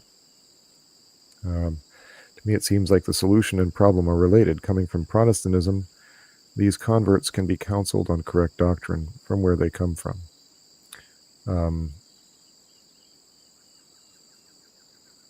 Do you mean that they can be taught before they come in? Oftentimes there is a teaching problem. Yeah, but it's not really a doctrinal issue that we're talking about, is it? It's more of a behavioral issue. People want to be very correct. They find orthodoxy because they rejected everything else that the world had to offer, and they haven't, they've been disappointed and betrayed by everything else, and so they find orthodoxy and they really want to adhere to it, and they want to do it the right way in terms of practice and along with everything else. And that's one problem. Another problem is people for whom it's only in their head and they don't do any part of the practice. And both types are going to start coming in, and so, yeah, it's definitely something we have to educate people on, how to be Orthodox. But the best way that education happens is by that person attending church, in my experience. They can be shown how to witness as to what changes they noticed and why they left where they came from to the people they come from. Yes, that's important too. My parents did a little bit of that, and it worked to a degree. Although, yeah, it worked to a degree. Inviting people to church is just is, sometimes the old ways are best. Yeah, they're already are going to be the point of contact for their family. Yes. So, come and see the ultimate evangelical tool. Oh, brother.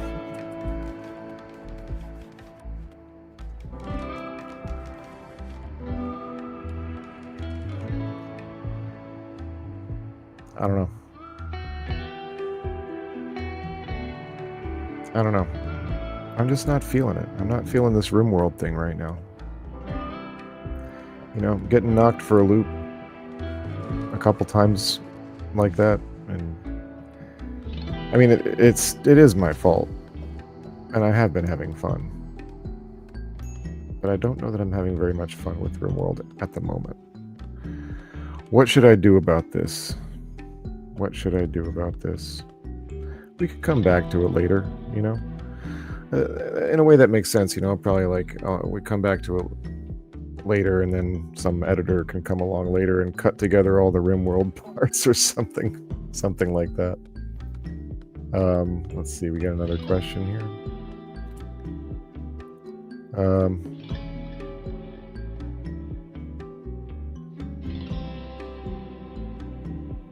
Yeah, apologetics are the best apologetic is the lived Orthodox life. You've twisted my arm. You've convinced me. I'm out of here. It's time to go to the Stanton system. All right. Save and quit to OS. Let me stop sharing this for a second. I'm just going to switch back to just me. Save and quit to OS. I'm sorry, everybody. I can't take it anymore. I'm too sad about about my total failures. Yeah, too sad. So let's do something that's just fun, provided it doesn't crash on me, which it always does, or often does.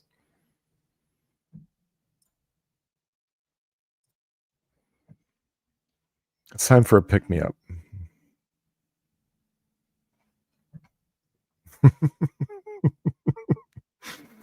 Ross, you read my mind, buddy. This is just what I need to soothe the soul on a bad night, a bad Rimworld night.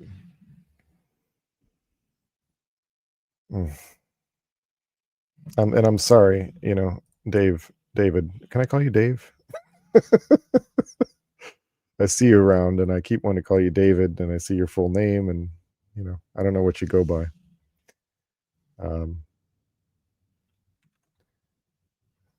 Yeah. Okay, let's do this here. Share that.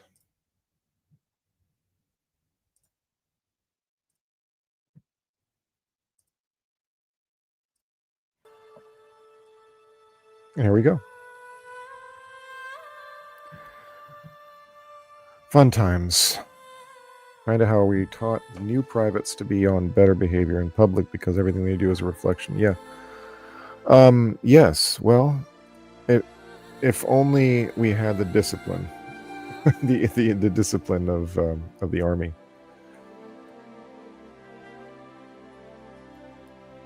It's very true. The thing is, of course, they're not under orders. They're not under any kind of punishment authority, and especially inquirers. There's inquirers who imbibe all the fathers, but aren't in the faith, and they're representing the faith out there and saying what's Orthodox and what's not. And 1 second, please. 1 second, please.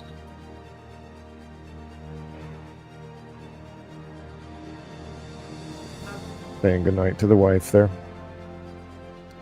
So then, these people are not. They're not under orders. They're under no obligations.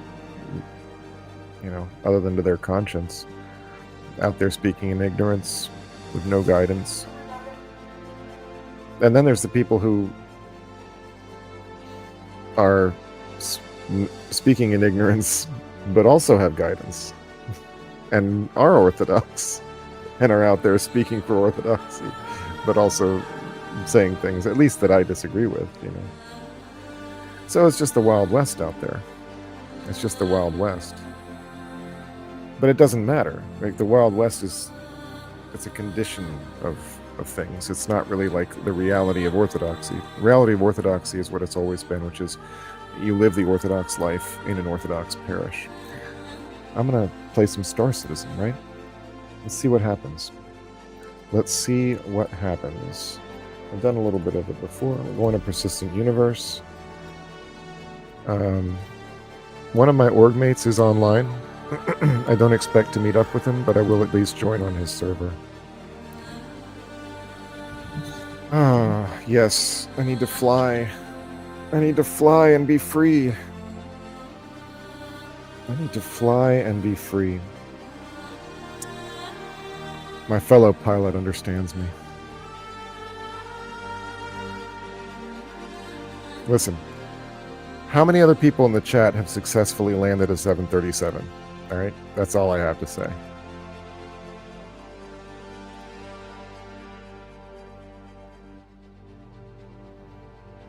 Top that, Can't top that.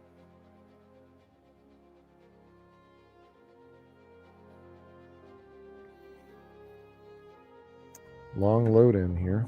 Here we go. We're waking up. That's the sound of loading in. We've got Uruk Bai with us again. Hello. He says, I can dock in Elite. That's about it.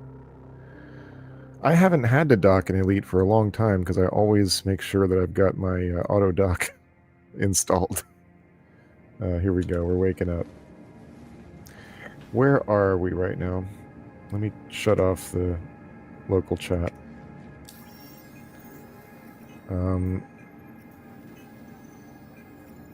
Microtech. Port Wrestler. Okay, now, he said Star Citizen tutorial. Obviously, I didn't do the actual tutorial. So what do you want to know?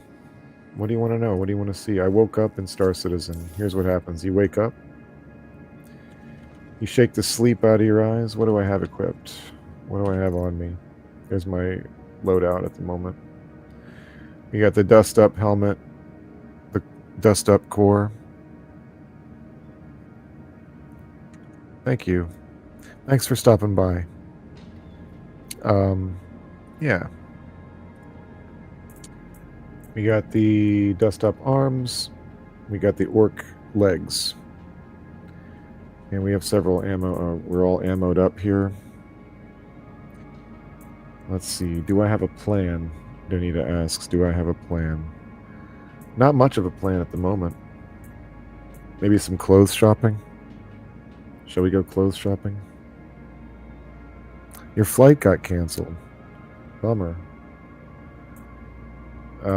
Sorry to hear it. So anyway, that's what I'm equipped with at the moment. And what else? Do I have anything else on the station that needs to be taken out? Nope. We're looking good. Let's leave the room.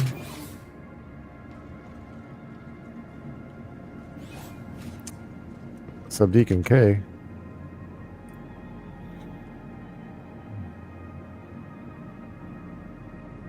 Is that to the flight being canceled?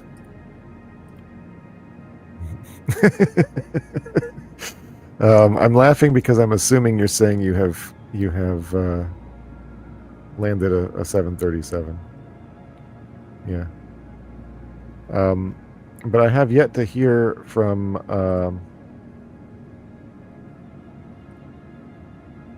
my buddy Mythic Mountains about what he actually wants to see me do. He said Star Citizen tutorial.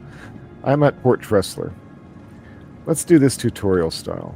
I'm at Port Tressler. What is Port Tressler?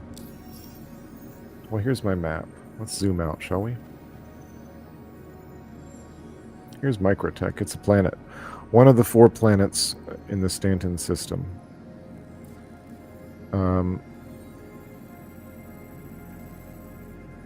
Here's the Stanton system. The 4 planets are Microtech, ArcCorp, Hurston, and Crusader. And each planet, each main planet, has a main landing zone city. In the case of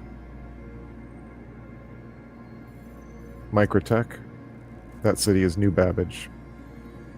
Each main landing zone city has a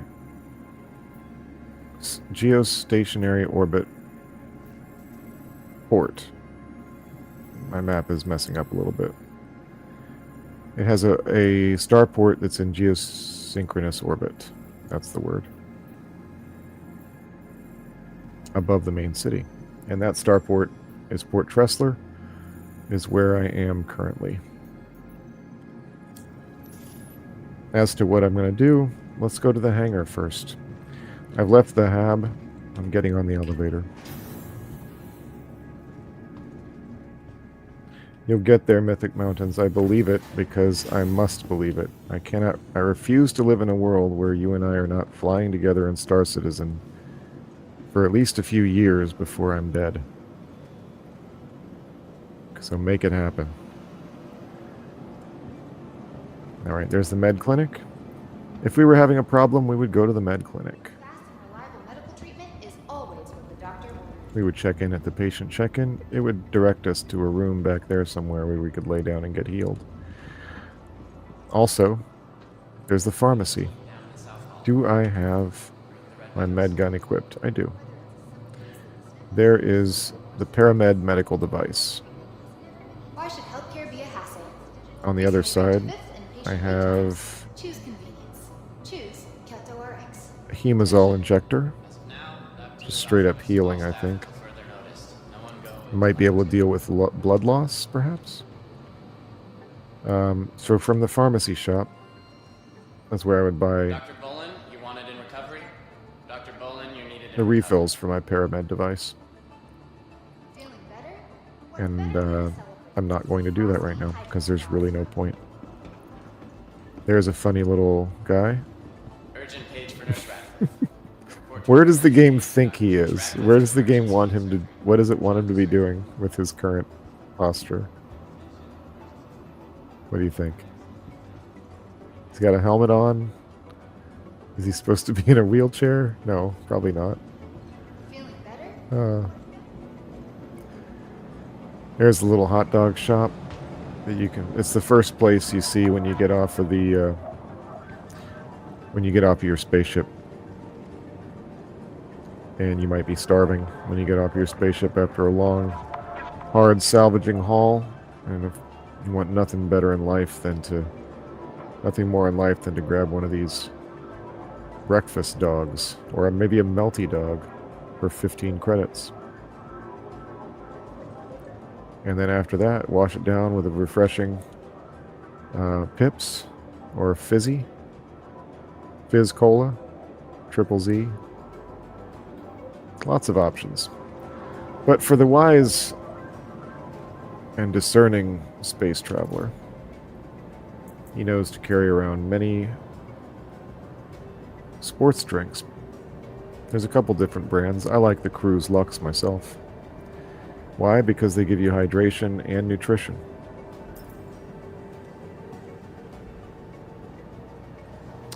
So we're going to head over to the hangar.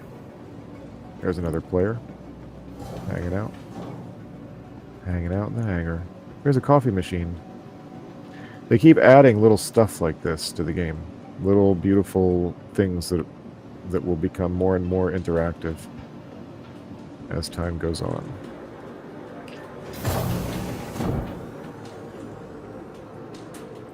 Alright. Somebody get in the elevator with me? Okay, I'll keep. So I have a small hangar here. So what did I must have flown my Hornet out here, I think. And, oh. Okay. Disappeared on me. Pretty sure my Hornet was there. To the ASOC vehicle retrieval system. Let's get it Your back. vehicle has been delivered to base visitors again. So that makes things simple. Now I know what I'm going to do.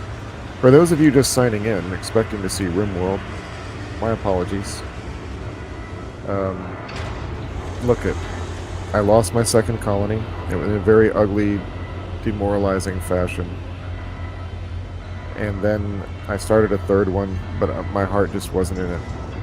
Maybe I'll get back to it, but I've started and killed 2 Rimworld colonies in this streaming series so far.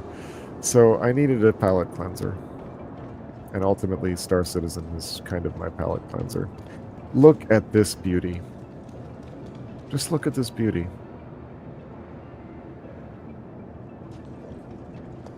The F-7A Hornet Mark II by Anvil Aerospace. Mark II, mind you. Mark II. Yeah. Yes, yes.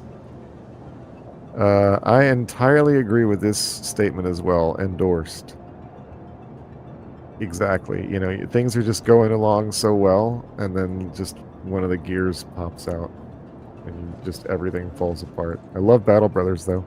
I do love those kind of games, man, but yeah, you know, Uruk, he says it reminds him of the nose of a thunderbolt from Wing Commander. That might not be a coincidence. Anyway, look, just look how beautiful. Just look how beautiful. Let's get in.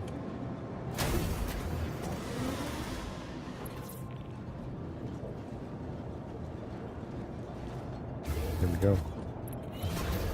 Since I'm in a Hornet, I might as well do like a couple of bounty missions or something. Make it look exciting. So let's make sure that I'm all fueled up, shall we? And everything's good. Yep, we're looking good.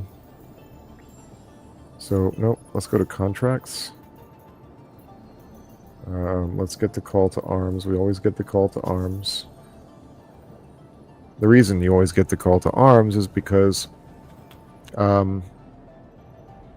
any random criminals that you happen to blow up or shoot, you'll get paid for. So it's just it covers like guys that are not your, for example, guys that are not your bounty target, or people that attack you, NPC pirates that attack you or something while you're in the middle of doing stuff. Always take call to arms when you sign in, if you're planning on doing anything that involves shooting at all.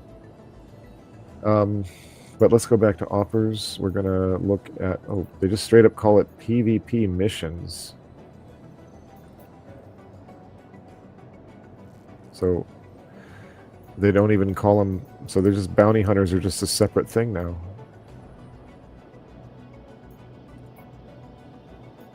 Very interesting. Very interesting. Okay. PvP missions. I'm not going to do one of those right now. I'm not going to do any hauling missions right now. I'm not going to do those. Let's just do... Wait, what was this? Ship under attack. Yellow level.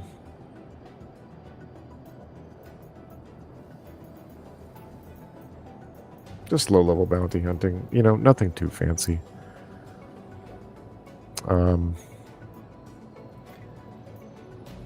So, yeah, you know. What is this?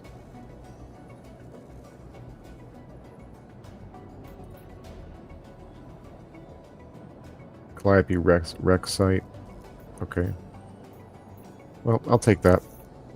And we'll try it out. Let's go. Track it. Okay.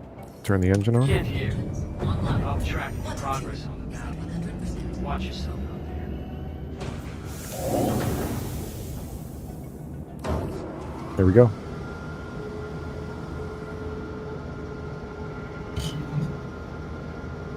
And get my picture out of there so you can enjoy the full glory. Takeoff complete.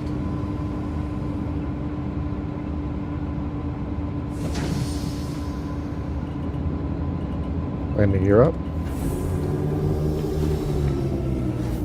Landing gear raised.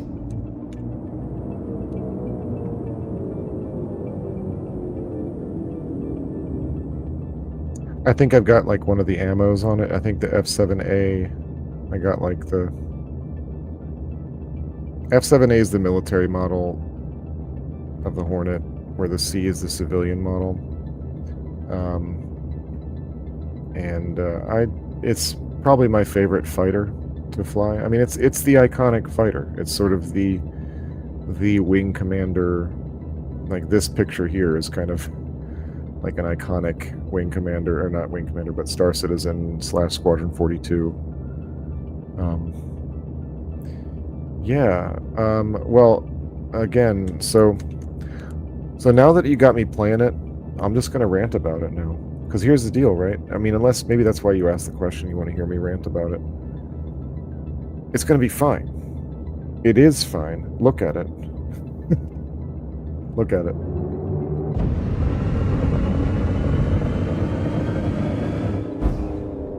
Look at it. Look at my guy start to pass out. Look at it.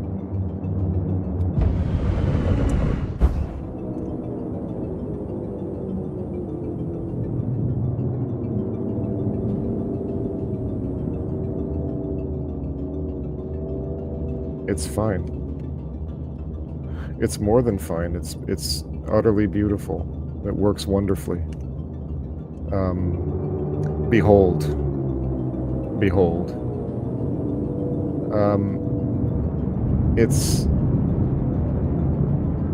I'm just kind of being ridiculous right now, of course, just showing off a fighter, you know, it's doing what it should do. But you know, it works fantastically now. It's still buggy, a little bit of bugs here and there, and that much is.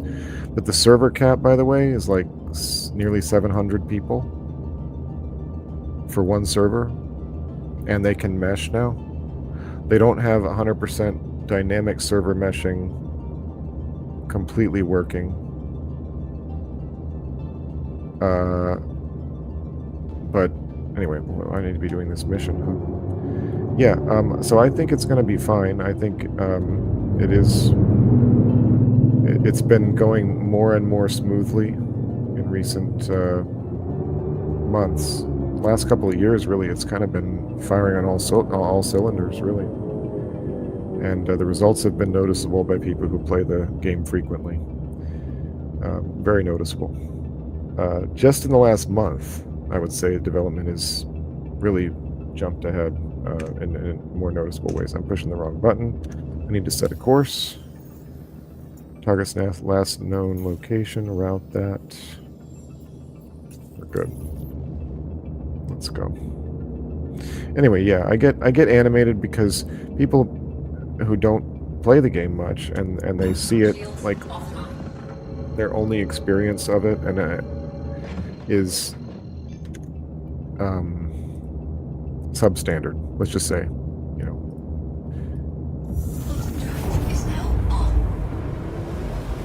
And it's a shame because there's an absolute ton to do that's already in the game. I think the coming years are going to only kind of prove Chris Roberts' point.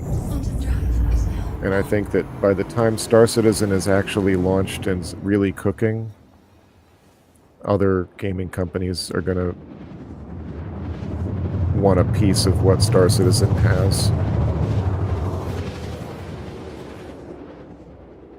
That's my absolute homer, my absolute Star Citizen homer take on things. But I mean, you know, we can just run the numbers also. Another perspective, you can just run the year numbers. And how long did game? I mean, this is a classic line. Nobody cares about this, right? Do you want to hear this? Do you want to hear this? How many years did it take Red Dead Redemption 2 to finish? Or Diablo 3? Or 4 for that matter? Shields online. Shields offline. Now, Star Citizen first opened up for financial backing in 2012. Project was announced in 2011. I think mid-2012 was when backing became possible, the Kickstarter.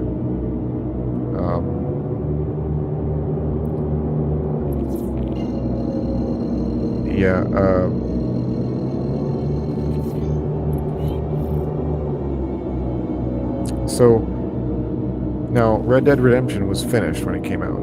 Uruk says games haven't come out finished in 20 years. Oh my gosh, look at this. Shields online.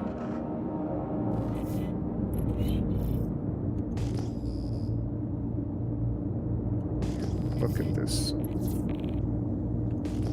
Someone's shooting at me. Shields hit.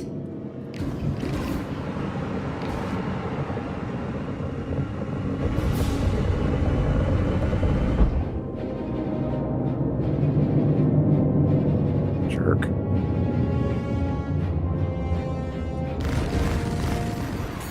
Shield down.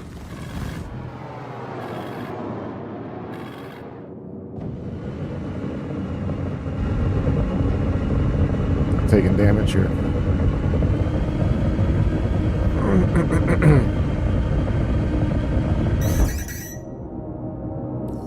Let's see how you like this. Missiles.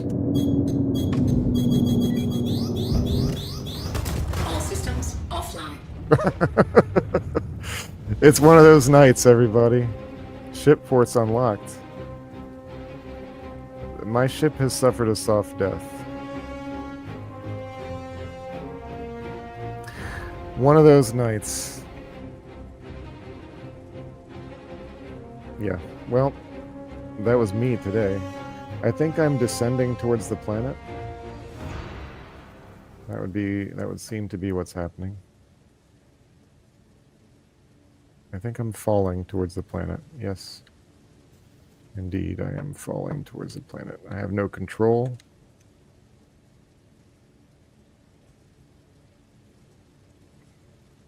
Am I falling or am I hovering?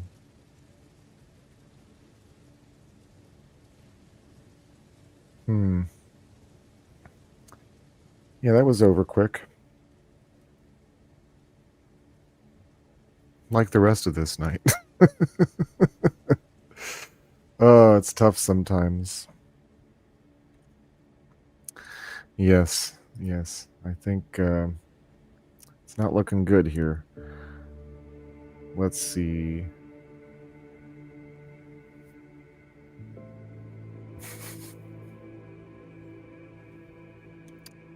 Well, there go all my drinks and everything. Oh, what happens if I... What will happen if I go straight to the menu from here? I'm going to try to spoof the game. Let's see what it does.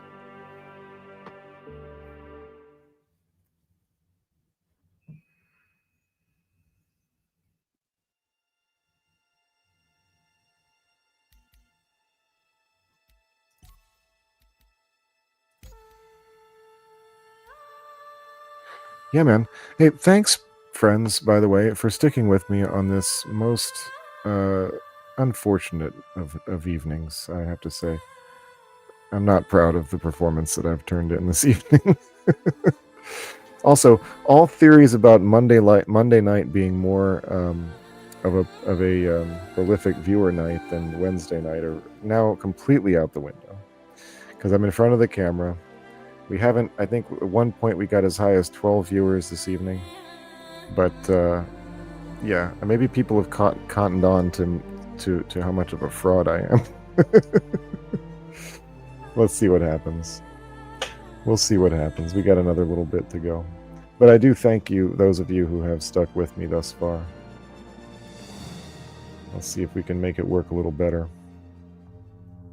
Is it going to wake me up in a pod? Is it going to wake me up back in space? Yeah, I'm back in space. Gosh. Well, let's see. Let's see if I can generate some content here. I'm not going anywhere, first of all. I appear to be not moving. But I could also be falling, and I can't tell. It's a sad state of affairs. Now, the content that I could generate is I could try to contact...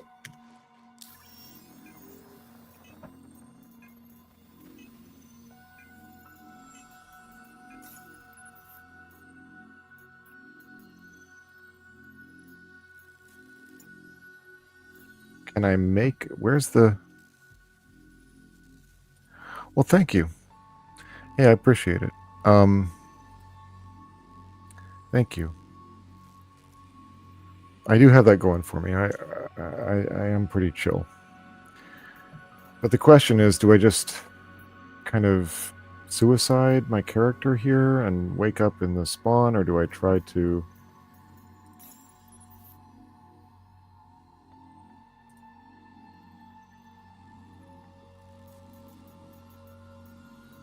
I don't know. I think that's really, unfortunately, my only option at the moment.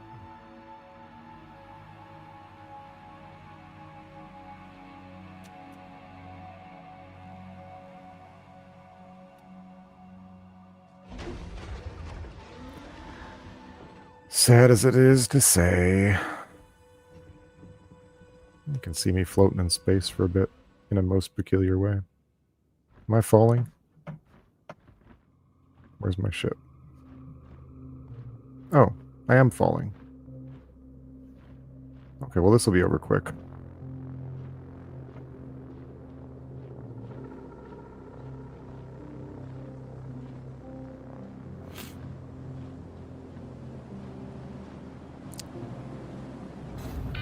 Yep.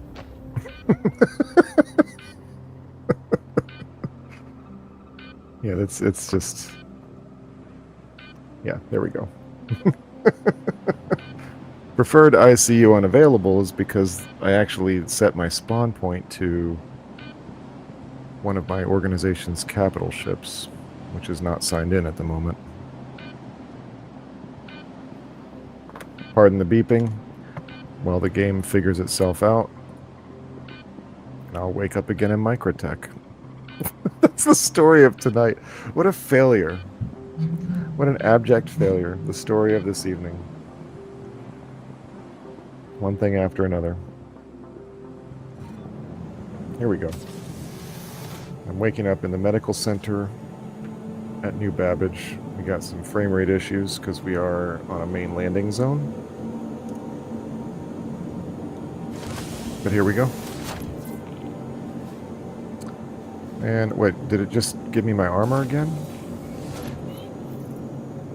Literally gave me everything I had except the items in my backpack. I still have my ammo. Okay. I'm not going to argue. I do need to buy some more energy drinks at some point, but we'll worry about that at a later time.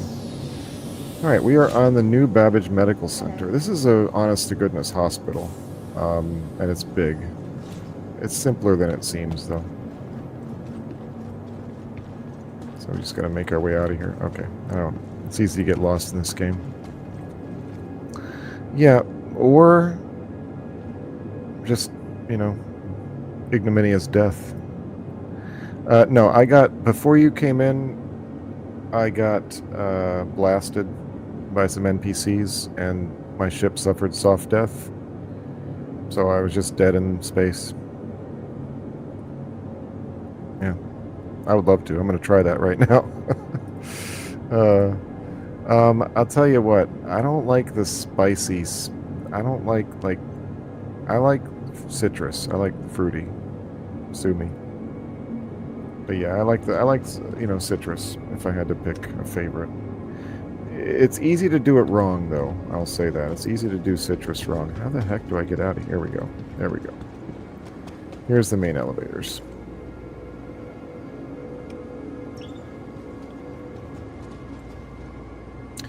So here we are, New Babbage Medical Center, Brentworth Care Center, it's called. You deserve to be treated with care. Our beliefs. Let's look at the beliefs. The needs of our patients should always come first. Good belief. Everyone deserves to be... Yes, yes. Okay. This game is really good at duplicating, like, corporate speak, you know? Corporate copy. Lobby.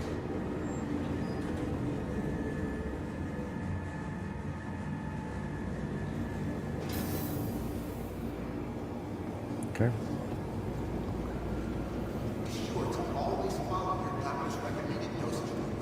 It even has a little planetary storage access here. Here's all my stuff, because this is my home base, this planet. I have a lot of stuff. A lot of clothing items of various kinds.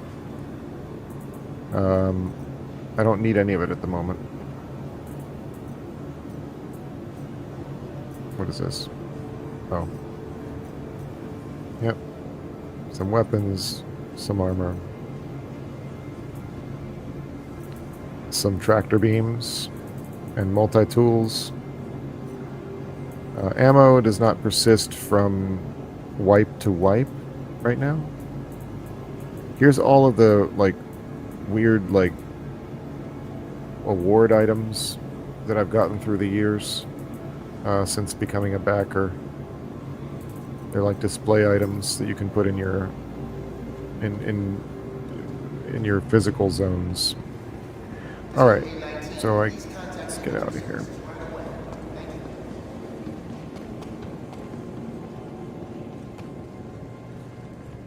Okay, Aspire Grand is the hotel. Basically, that's where you wake up if you wake up on the actual planet.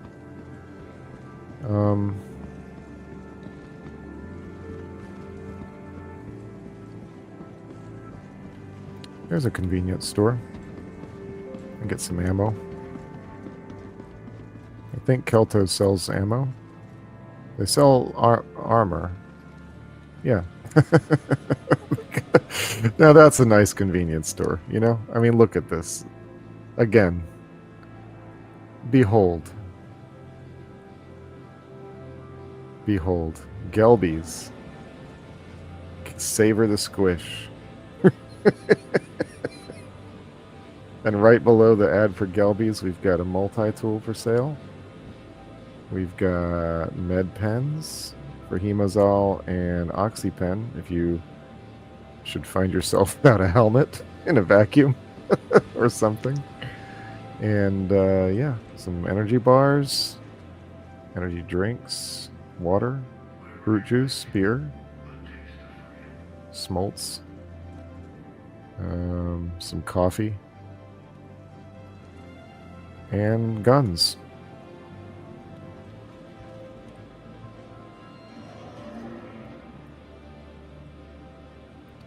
So we're looking for attachments.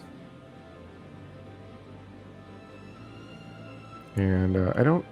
Yeah, we'll get a few. Well, hold on, wait. Is it a P4 that I've got on my backpack? I hope so. Usually it is, right? Come on. That is a P4. Yeah, okay.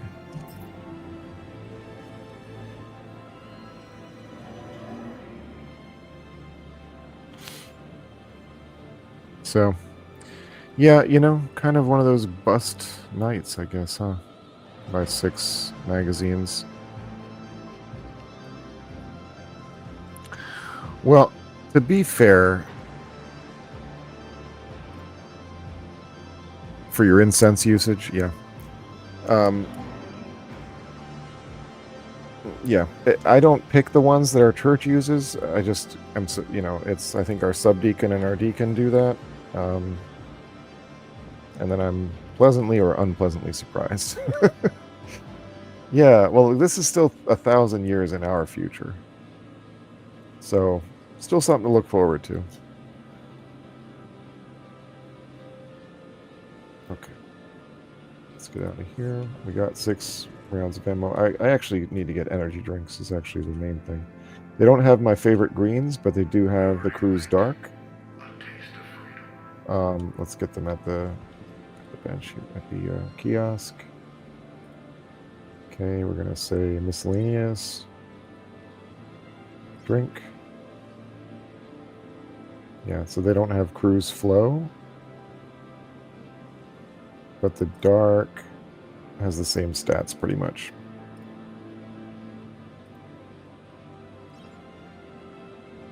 Okay. Let's get out of here.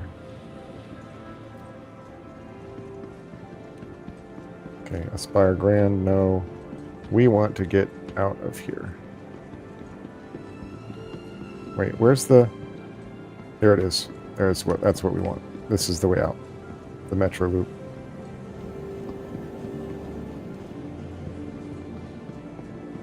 It's awful. What an awful night. Thank you for joining me.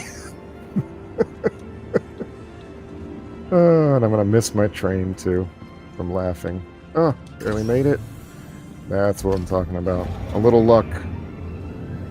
I had a little bit of luck.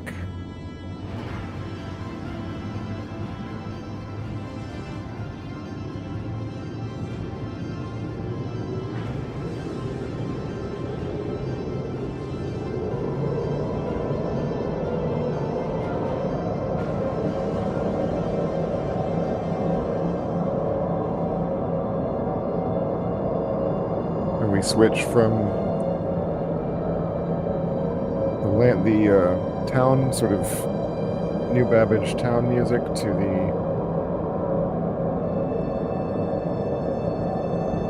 the spaceport music.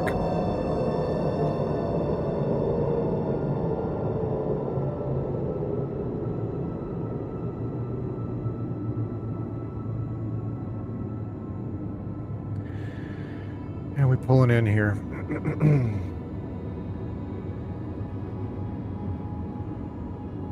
Nearing next stop. See, that's the secret. One of you needs to give me a topic to rant about while I try to play the game. Disembarking passengers. You know? Don't rack your brains looking for a question. Just throw something random for me to rant about. And then we'll see what happens. I'm going to go up in the terminal. We are at the terminal. We are going up to the actual spaceport. We're in the Metro Loop section. So, NBIS terminal. 13 watching. Maybe I'll go long. No. Cleve. Ben, I'm sorry. Look it. Here's what happened, okay? Here's what happened. It doesn't look like Rimworld got an update that nobody was expecting, and so here we are. Listen, my second colony died a horrible death when I wasn't paying attention. I was more concerned with my 5-year-old girl's horribly infected arm, and I failed to notice the panther or the cougar hunting Yuki, who was the one who was perpetually sad and just always dealing with, like, on the brink of...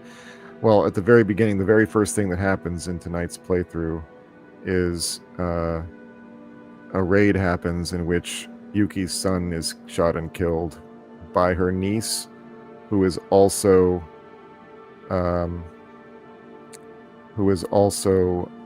Yuki's...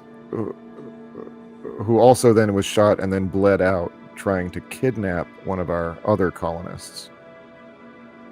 But then her name was Samantha, the niece who shot and killed the son. So basically Yuki went into she never got out of that kind of zone that she went into after that. And so it all went terrible. It all fell apart. It got to the point where finally at the end our doctor was... Yuki was the only person who could do any doctoring other than our main doctor. She was killed by the cougar. The main doctor was unconscious and unable to stand, and therefore he and the only other adult remaining colonist were going to bleed out in a matter of hours, and it would have left us only with the 5-year-old girl with the infected arm. That's Rimworld. So instead, as a gentle, just a merciful palate cleanser for yours truly, my friend Mythic Mountains graciously suggested that I take us in through some Star Citizen again. So that's what we're doing at the moment, is a little bit of Star Citizen. Yeah. Things went a bit south. Oh. Well, hey, why not? Let's healthy nationalism. It is a unique passion of mine.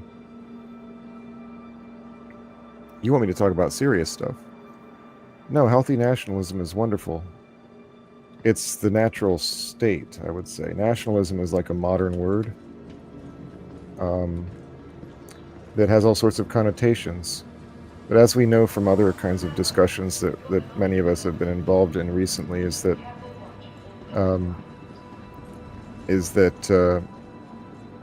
just because a word carries a connotation that means something to you in your life now, it doesn't mean that properly is applied to, that connotation is properly applied to everybody who could be termed a nationalist or who calls themselves a nationalist. To me, there's no difference between nationalism and patriotism. A healthy nationalism is understanding that your duty is to your country, your nation, as a citizen. And that's totally in accordance with the Orthodox faith. What is not in accordance with the Orthodox faith, in my opinion, is the idea that is internationalism. So, here's some players. Can you hear me, buddy? Anybody hear me? I got proximity comms on right now, so I can't tell if they can actually hear me. This is some crazy armor. Look at this. That's awesome. I don't know where he would have gotten that. That looks like it might have been like a reward for missions, or it might be something. Look at, there's like a skull. There's like a skull. There's bones on this thing. It might have been part of a reward, or it might have been a special purchase, like a DLC type thing. This one's a little bit more straightforward, but still not that common. Nice stuff. So I'll walk over here. This nice view, and we'll sit down. We'll have a sit down. We'll have a sit down here while we chat about nationalism. Eh? Look out the window. Yeah. So internationalism, globalism is one word that people use for it. Yeah, I'll talk about this here. You got 20 minutes left in this stream, or maybe more. Maybe I'll just start going on an actual rant here, and I'll stay till 2 a.m. or something. So look, globalism is another one of those words that's like nationalism, or fascism, or racism. It just kind of means whatever. It's a nebulous notion.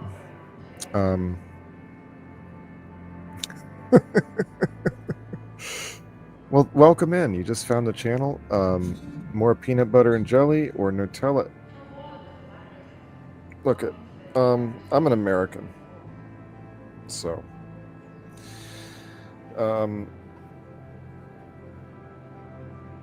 there are members of my family that really like Nutella, and I don't hold anything against them. It's not a moral failing. But yeah, I would say I'm a peanut butter jelly guy. So I don't know, deep dive, late night rant, deep dive, nationalism, internationalism, globalism. Look, here's the kind of internationalism that really grinds my gears, chafes my caboose, whatever, chaps my caboose, I guess it is. It's the kind where people tell you what you're supposed to believe because you're Orthodox. Like, because you're Orthodox, you're supposed to accept a package of geopolitical positions that have been chewed, swallowed, and digested for you.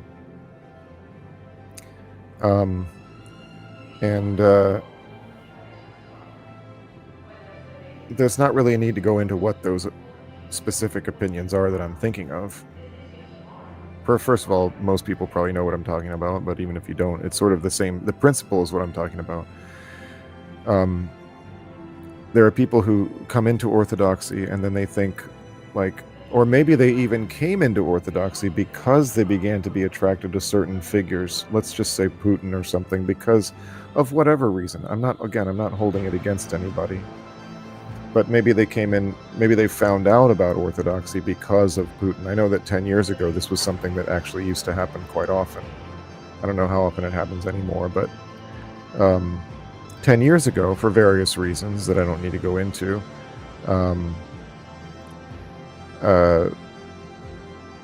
there were lots of 10, 15 years ago, there were lots of Americans and Westerners that were disenchanted with America and Westernism, or whatever that means, you know.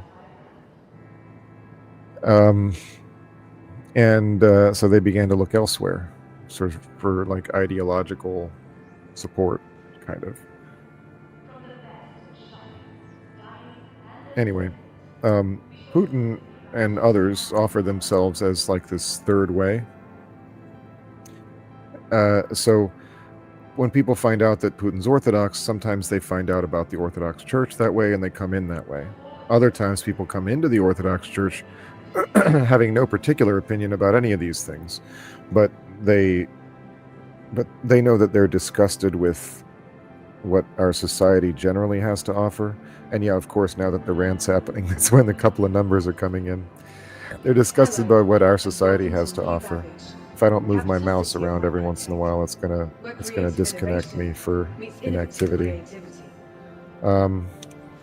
So I'll just take a stroll here. I'll turn the mouse wheel all the way down, which turns my walking speed to like a normal, absolutely leisurely pace here. Let's take a stroll around the spaceport, shall we? When people they come in, they have no particular opinion about any of this stuff, but they know that they're disgusted by our society. Most of the things that are endemic in our society, culturally, morally. They know they hate that, so then they think, I mean, all that's wrong, so let me find something else. And so people are waiting around every corner to offer them something else to believe, something else to latch onto, politically. And so they accept all this stuff as just a package deal. So by international, no, I don't necessarily mean globalism, because when people who say globalism, like, they don't necessarily mean what I mean when I say internationalist. But you could use them both. And because I know that my voice attenuates the game sound somewhat for you guys, but for me it's a bit distracting. I'm going to turn the master volume down here.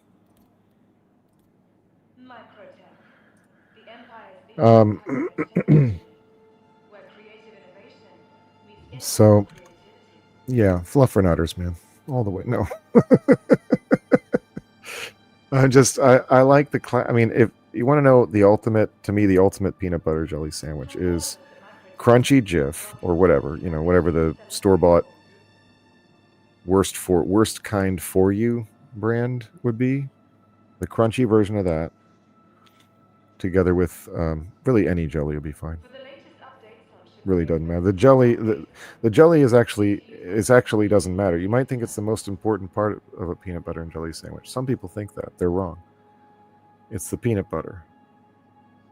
That's the mouth feel. Most of the mouth feel, you know. If the jelly's where most of your mouth feel's coming from, there's a problem. It's too much jelly. Anyway. Yeah. Yeah. I'll eat most of anything in that regard, but you know, it's just we're Costco customers, so we just get the Costco, like the big strawberry jelly thing, the big strawberry spread. That's what we get. They call it organic. Yes, that's totally fine. I assume you have an understanding. Somebody clip that out and make me famous. That sounds amazing. First of all, why not add some Twix?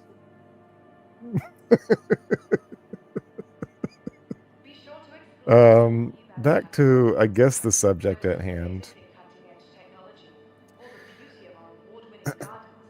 There's nothing wrong with international trade. It's necessary. It's necessary. Without it, there would be a lot more suffering than there is.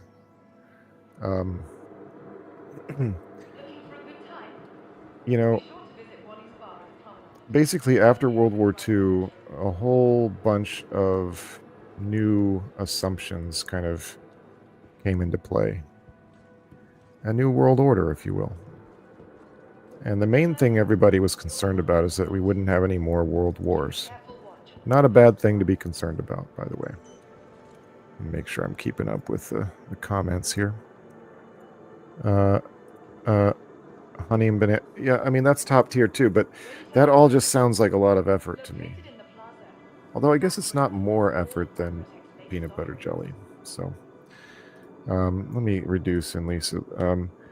You know, the post-war world, right? The number one objective, no more world war. It worked pretty well for many decades. And now we're in a different time. But that's all kind of beside the point. You know, the healthy nationalism is healthy. Okay? Here's the problem. Now look. I don't have a problem if you want to be a leftist, if you want to be a socialist or whatever. Leave me alone. Leave my kids alone. Don't try to kill me or my family or blow up my church. And I don't mean to be dismissive when I say that. Like, look, there's a problem with political violence in our country right now, and I have to, and it's merely the truth to say that one side is more guilty of it generally than the other. It doesn't mean that anybody couldn't be capable of it. Everyone could be. It's just a thing that I noticed, though. It's a factual statement to say that.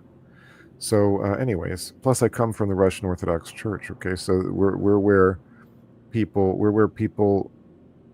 I grew up around people who saw their family members killed in the street, dragged out of their house in the middle of the night. I've said this a million times before, and I'll say it till I turn blue in the face.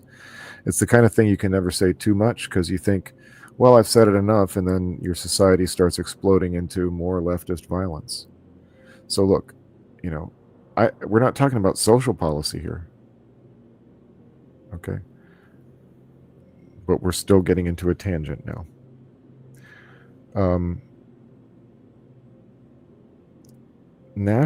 But here's the thing about it is that there's a segment of political discourse that is entirely focused on obfuscating language. The fact that the question was pitched as what is a healthy form? I think that was it. I think that's a view of healthy nationalism. Nationalism is healthy. It's perfectly healthy. It is a postmodern, force-fed assumption to say that we need to discover some kind of healthy nationalism, as though an unhealthy one is permeating everywhere. I disagree. It forces you into a corner. It forces you to argue against something that you never intended to, that what's not even really what the argument is. The issue is not, oh, well, I like nationalism, but we have to find a healthy version of it. No, nationalism is healthy. It's healthy to look out for your nation. Your nation is defined for a reason. Borders exist for a reason. Different ideologies exist for a reason.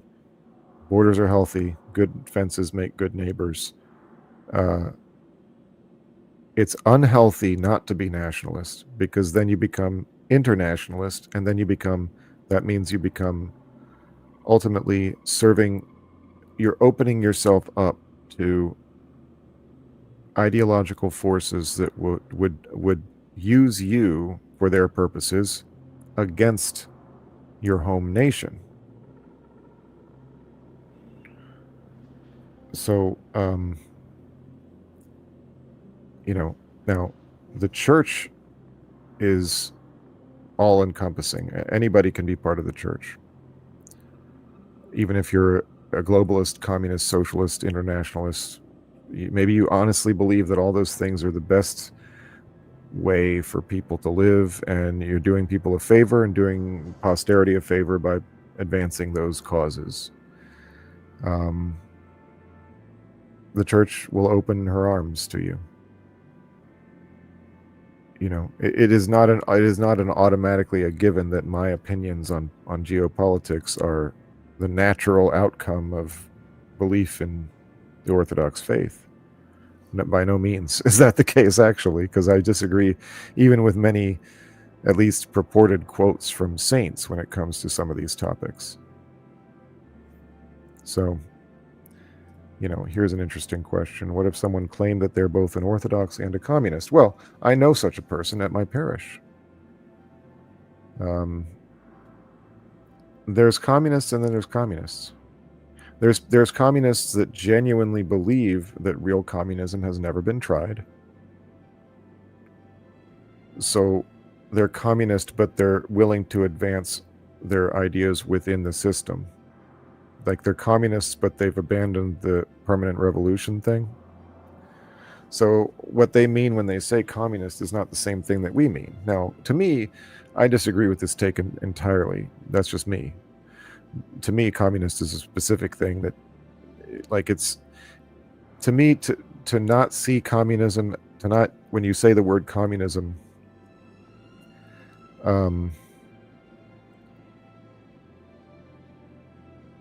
you can't ignore the 20th century.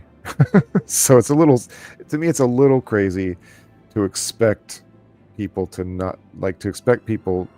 not to go there. If you say you're a communist, you're going to have to do a lot of heavy lifting and a lot of sifting through a lot of preparatory conversations before you can bring me around to understanding what you mean when you say communist. But I don't know. So having said all of that, I don't know what this person said about communism. So it's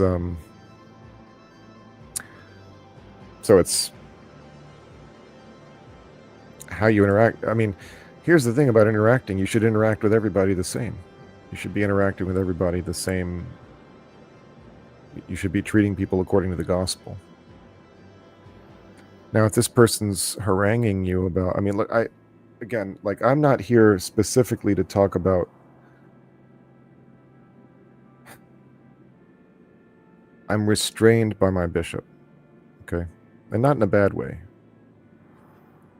But I have to be careful. Like, I mean what I say when I say that anyone can be in the Orthodox Church. Some people will point to St. Tikhon's anathema. He anathematized the Communist Party in the Soviet Union. He anathematized people who were party members from being, and he said you can't be a party member in the Soviet Union and be Orthodox because they're persecuting the church. I mean, they're actively doing it. So I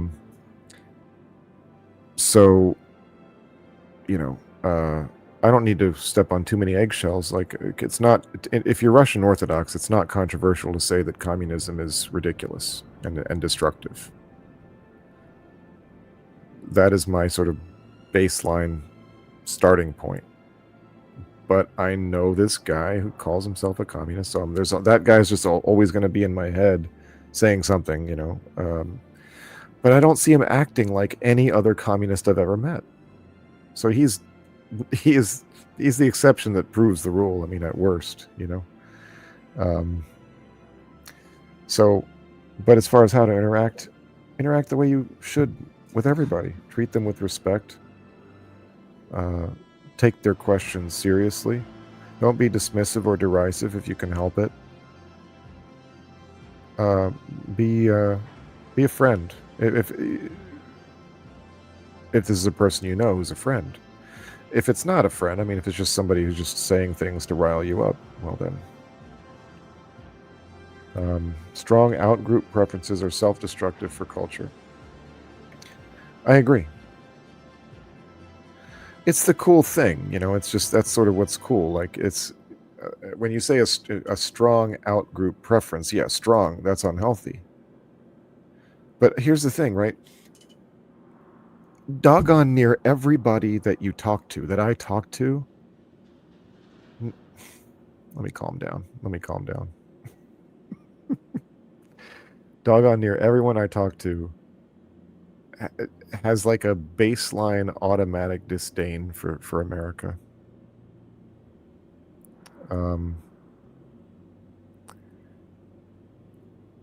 And it's fine. You're supposed to have that. If you're a smart person, you're supposed to have a baseline automatic disdain for America, I guess.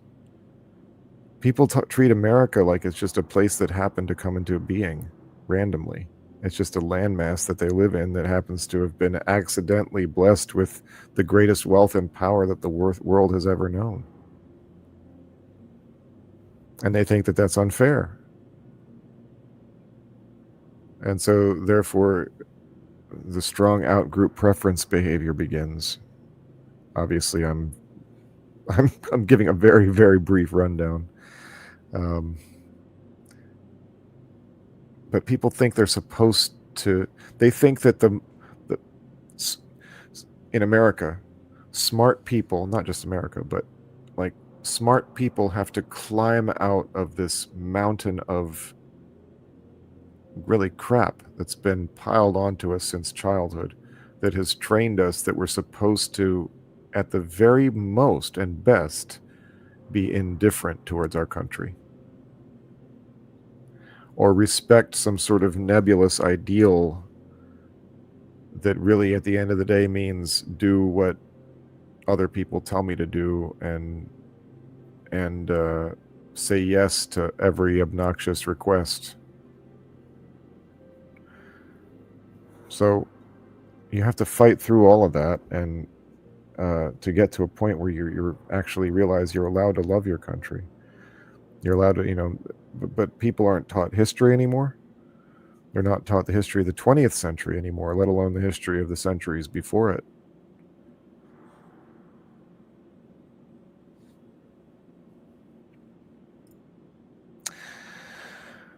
Yes, I can't tell. I don't know that quote. I don't know the words you're referring to. I am Orthodox, like Russian. Yes, I'm indeed Russian Orthodox. My jurisdiction is called the Russian Orthodox Church outside Russia, which broke off from the Moscow Patriarchate in the 1920s and reunited with them canonically in 2007, although we are not under their direction. We commemorate the Patriarch, but he doesn't tell us what to do. Listen, I share that opinion, but except for this one guy that I know who keeps calling himself a communist, you know, and he certainly used to be, you know. He certainly used to be. I mean, one that it would be more identifiable to me. Yeah. You're very welcome. I hope it works out. You know, I'm not so sure about the banana peel one, but yeah, I mean, look, I think we're allowed to make categorical judgments sometimes. I think that's just like a normal thing we do, and it's probably wise to do it from time to time. But every once in a while, there's that exception. Donita, you're a trooper, and I thank you for your support. Thank you. Still hanging out. Still hanging out. When I was told when I came into the Orthodox Church specifically to love my country, yeah, well, thank God for that. My priests were very moderate people. I was required. Yeah, we're required to pray for the country no matter whether you love it or not, actually. That's required, and no Orthodox person, left or right, would tell you different because they'd have to contradict the service books and the whole history of the church. Yeah, and thank God. They also came from different countries, and they were very hopeful others would likewise have a healthy patriotism. The idea wasn't a kind of deconstruction, just a hope that others would love. Because they know the difference between where they came from and here, right? I mean, it's very stark to them. They look at the behavior of some of our young people, and not just young people, but immature people, immature-minded people. And they just shake their heads. They're just like, crazy. At the same time, I've noticed, though, even in people who love America, the Russians that I grew up with and stuff, who love America, they also never trust police. And when I was a little kid, I used to think that was horrible. But now I understand better. I still usually trust the police, though. I'm always very courteous. I'm aware that they have a horrible, hard job that they get very little thanks for. But where these people come from, if you were in a uniform, it was bad news. Very bad, because oftentimes the only people who got to wear uniforms were people who had proven they had a capacity for cruelty and for doing whatever they were told, no matter what. So the differences are stark, and it really messes with me when people don't know the history that gave birth to the United States, you know? Yeah. Hope that others would love their country likewise. Yeah. They were at the time, for example, hopeful Russians would develop a healthy patriotism. There's still time for that. But unfortunately, I think the current president of Russia would probably have to stop being president. Hey, look, I timed out. Should I fly an actual spaceship, do you think? Or just get back to these discussions here? Look, we can still have hope, and there's a lot of beauty in Russia. And look, maybe I'm wrong about all of this, and maybe Putin is awesome, and I'm just wrong. That's possible too. It's a big place. There's probably a lot of places to still live relatively peacefully. The economy's in the tank, the absolute tank, which is a shame.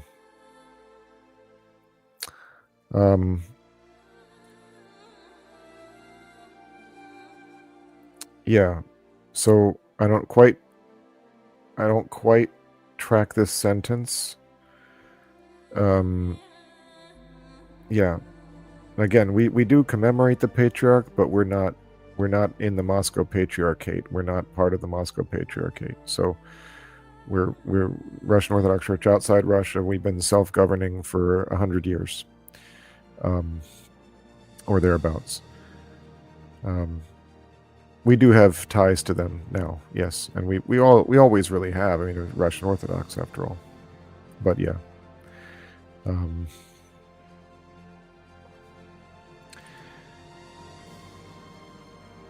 Man, brag on Steve all day. Steve, we brag on you all day, buddy. We love Steve, man. Listen, he is the coolest, but I must dispute with you here. The coldest, but not the coolest, maybe. Now, he is the coolest Canadian that I've ever known. Yeah, we're still up. We're talking. We got to talking about stuff, you know? We got to talking. I should probably do more talking. I think that's part of what people sign up for. We're under Moscow. In other words, we commemorate the patriarch, but he doesn't tell us what to do. He can't move our bishops around or tell them what position they're allowed to hold, and indeed we often hold positions in opposition to Moscow. So yeah. When you say the government, you mean any government? U.S. government, Russian government? I assume he means the U.S. We love you. We love you, buddy. It's okay. It's okay. Comment system, don't worry about it. Say what you got to say. Take as long as you need to say it. Hopefully before the end of the stream, but I'm gone over time so far. I call it overtime. But but please restate this if you could, because I don't quite grasp it. Oh, good Lord. No. I assume you mean, do the ends justify the means? No. And also, what kind of a Catholic? I mean, really, at the end of the day, though, I'm an American. Europeans don't do things the same way as we do. They don't. Not even in the West. Not even the West of Europe. This is why America's so important. It's why our history matters, because we're not the same as them. These guys,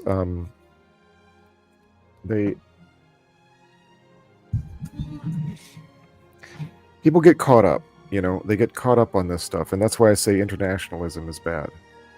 They think that it's like, well, they're my co-religionists, so I'm supposed to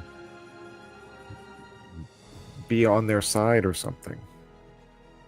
But all you're doing is just deciding that, you're just, at that point it becomes a hope that the autocracy will agree with you. But then what happens when it doesn't? Then you get iconoclasm. It's just, I was asking before, Subdeacon K, I don't know if he knows the mean, is the Clash song Spanish Bombs. Okay. Is it referring to the 19th century, the early 20th century, or the middle 20th century?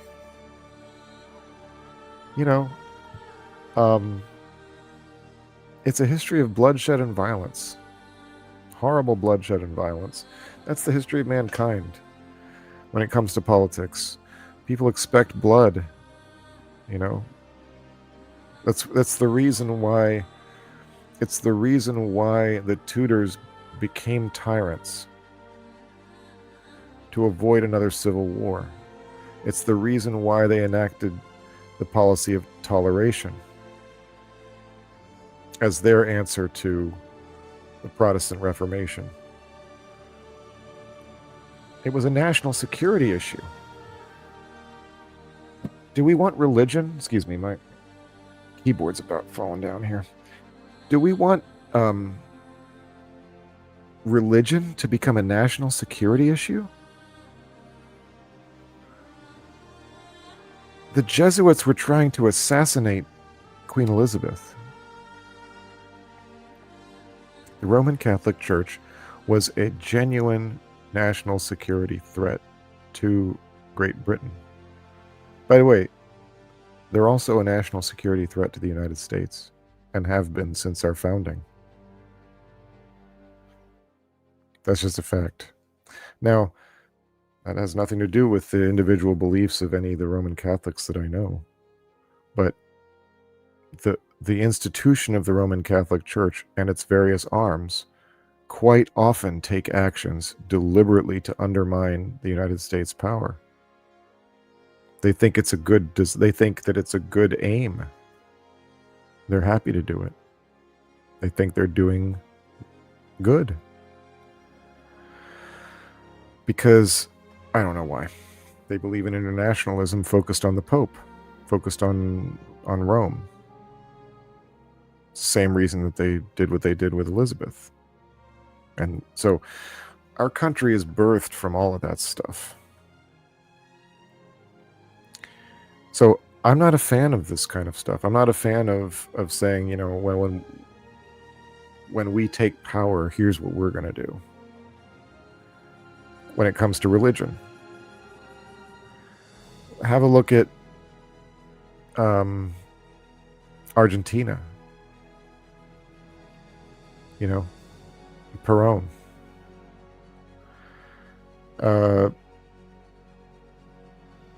You know, it doesn't matter to me. I don't want an Orthodox autocracy. I don't want a Catholic autocracy or any kind of Christian, like, you know. Now, I do want the government to encourage people to believe in God. I do want that. But I want it to stop at that. I don't want them to say, and you should also be Orthodox. Like, if you're going to, they shouldn't do that. They should encourage people to believe in the traditions that they were given. You know, that's what I think. Yeah, anyway, that was a long time on that. I hope that got to what you were getting at. Yes. Well, I owe Russia, I owe the Russian people my faith. If it wasn't for the story of the new martyrs, my parents would never have become Orthodox. And so, yeah. I think it's cringe. But the Orthodox don't really take positions on things like that. Like, you might say most Orthodox people think Byzantium was based, and by Byzantium I assume you mean Constantinople and the Byzantine Empire, etc. It's just the Roman Empire, you know, just a continuation of the Roman Empire, and most of them probably think it's based.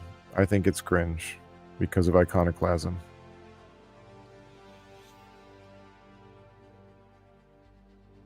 And some people say, well, without iconoclasm, then you wouldn't have, I mean, you know, whatever. I'm glad that we have the doctrine of reverencing icons, and that came from the iconoclastic period. But that's like God turning an evil into a good. That doesn't mean that the Byzantine Empire was based. The Byzantine Empire destroyed itself. It wasn't destroyed by the Latins. It was destroyed by its own capricious, prideful behavior, actions. So I know the Venetians were involved, absolutely, of course. The Latin Crusaders were involved to some degree. But they did the damage to themselves. And really, most of the time, you know, obviously it's a glory. What do you want me? You know, I'm not. It was a glory. It's the Roman Empire. It's beautiful. It's glorious. It's awesome.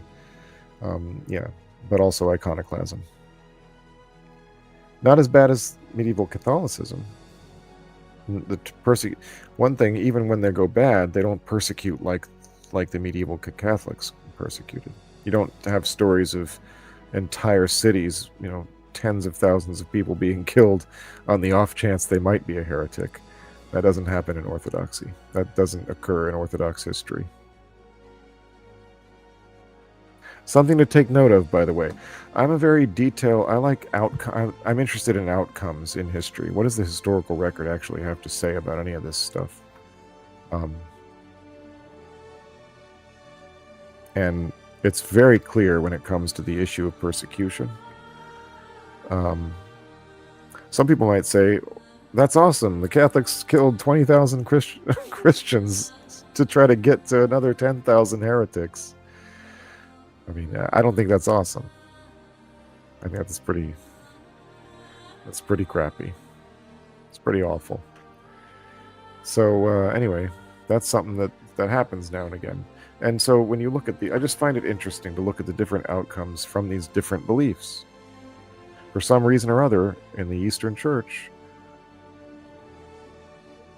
they never turned to that level of persecution. I said that to a guy I know and love, and he said, "Tell it to the Bogomils." The Bogomils lived. The Cathars died. Now, of course, they're all dead now. But it's just not our place to persecute people like that. It's not supposed to happen. So, cringe. Cringe is that's my thing on that. I'm an American, you know. I don't want it back. I'm sure it was awesome while it was there, but I don't want it back. Oh, Gonzalo. Hey, thanks for stopping by, man. I appreciate it. I only saw one comment from Ben. So, more's the pity. Sorry I couldn't show you some Rimworld this evening. I fell to talking instead of gaming. You know what? It wasn't a good story tonight, Dan. It wasn't a good story tonight. We had some troubles. I lost another colony in a very tragic fashion. You'll get to see it if you hit the replay. So that's why I'm sitting and staring at a Star Citizen menu screen. How is it that when your family is Methodist... How is it that when your family is Methodist and Baptist? How is what? How is... What is it? What is that?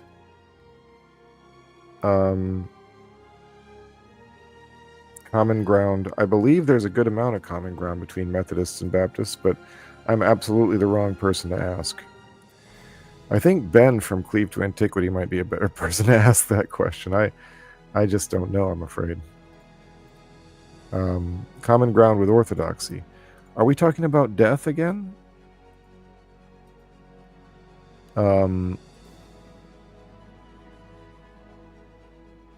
Well, the common ground is that we worship Jesus Christ.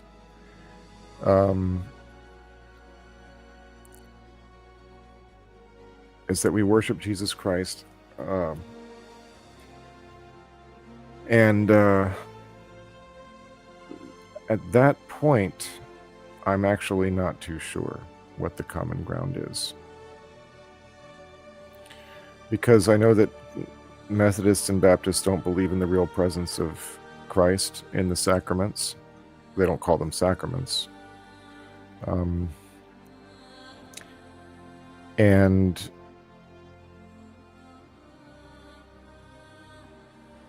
so there's some common ground, but I don't... It sort of goes from person to person when you start getting into Protestantism, because a lot of the different Protestant denominations don't actually require that their adherents become educated on their own, the background of the denomination. So people can be Protestant and go to different churches and kind of believe what they want, and nobody would know different. So I don't know. Common ground has to be found person to person, in my experience. Although you'll run into the same arguments over and over from different people. But Spanish Bombs is about the war in Ireland.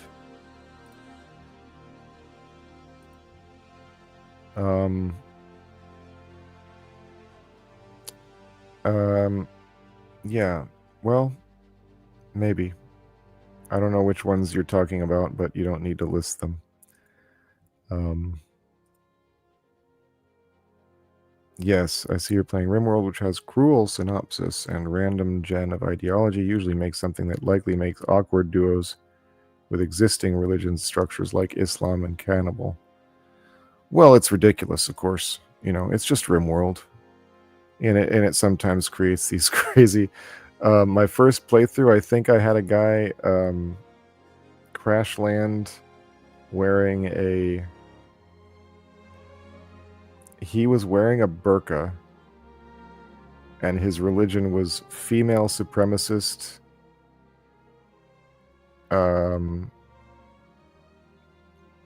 Like, high. Where like drugs were required. Like drugs are required. Female supremacists. The men wear burqas.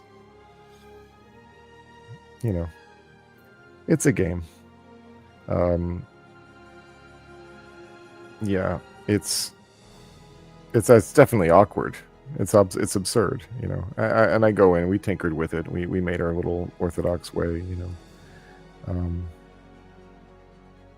Yeah.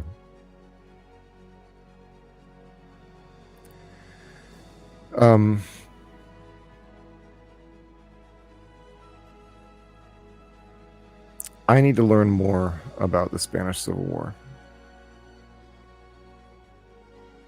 I can't even really comment on this. I could start and I might get a few things kind of right, and then I'd quickly be in deep water.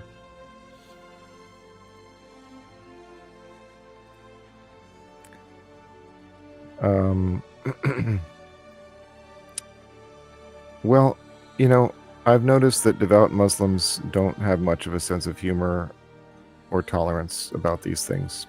Just something I've noticed. I'm sure it's a generality. Yeah, what can I say? Would that be more preferable to live in such a Catholic monarchist, or should we be compromised? Let the Christian faith be oppressed, even if it is the Catholic denominations.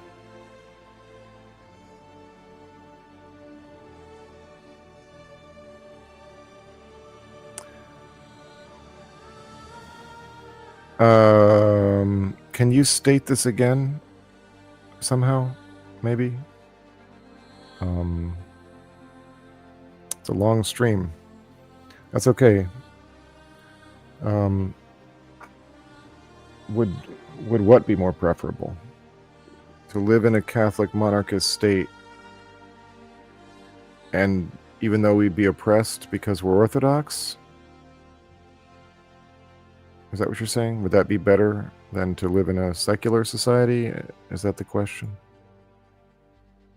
To support a Catholic monarchist movement?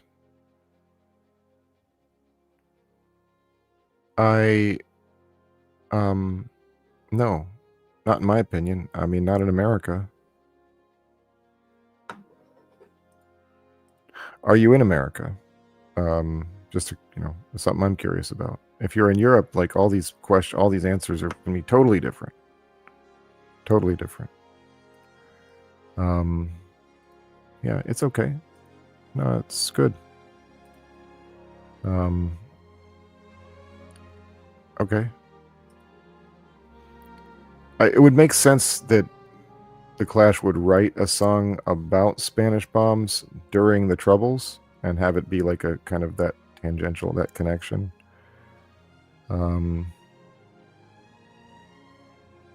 Okay.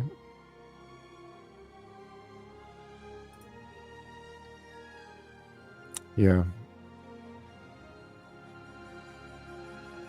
Yeah, just something I've noticed, you know. Southeast Asia. Yeah. So no, that changes things, you know.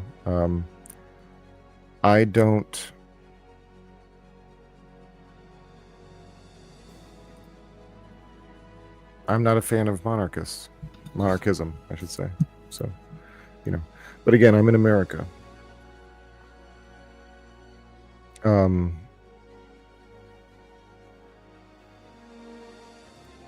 Don't worry about it. Don't worry about it. Listen, you haven't been even a little bit rude. So don't apologize. And then don't apologize for apologizing. All right?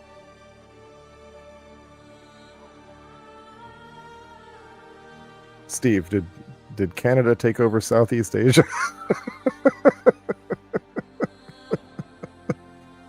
Oh, I hope not. Yeah, well, exactly. No. And that's the problem, right? Listen, there's a bunch of people who are out there, they talk euphemistically. And they'll say things like, well, I don't want to see I realize we're not going to see an Orthodox monarchy anytime soon, they'll say. What do you mean by that? When are we going to see it? Why should I wish to see it? When people start talking like that, that means that what they're doing is they're intending to lay the groundwork for such a thing. They believe it's desirable that in 200 or 300 years or something, or that America will turn into some kind of new Byzantine Empire or something.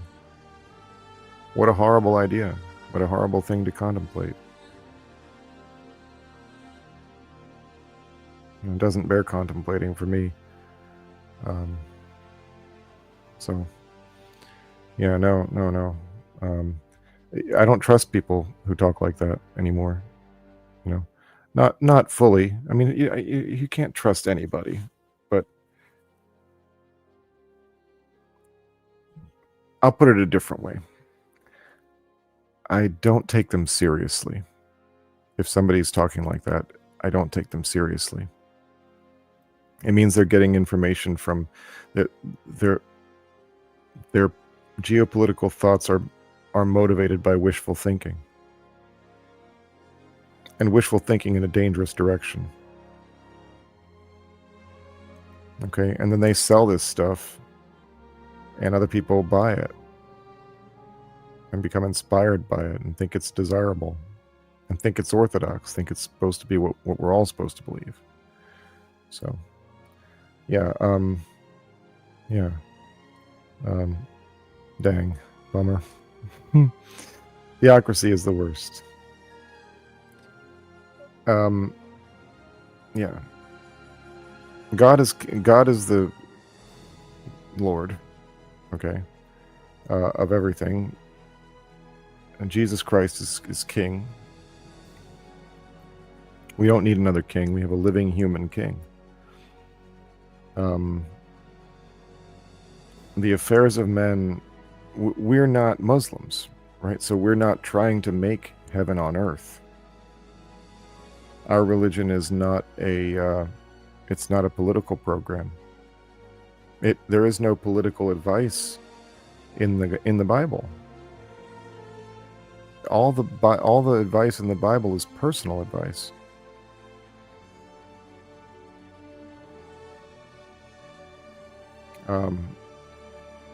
And most of it's not advice at all.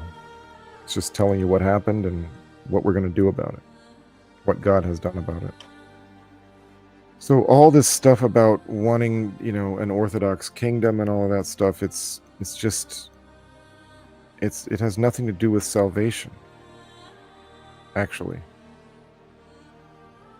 What we should desire is for America to become Orthodox and to do it freely.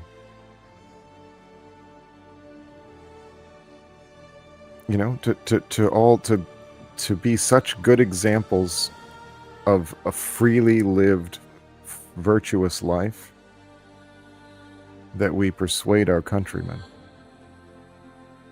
That's what our desire should be, I think. We don't need to retread the past. Our country is new. It's a new nation.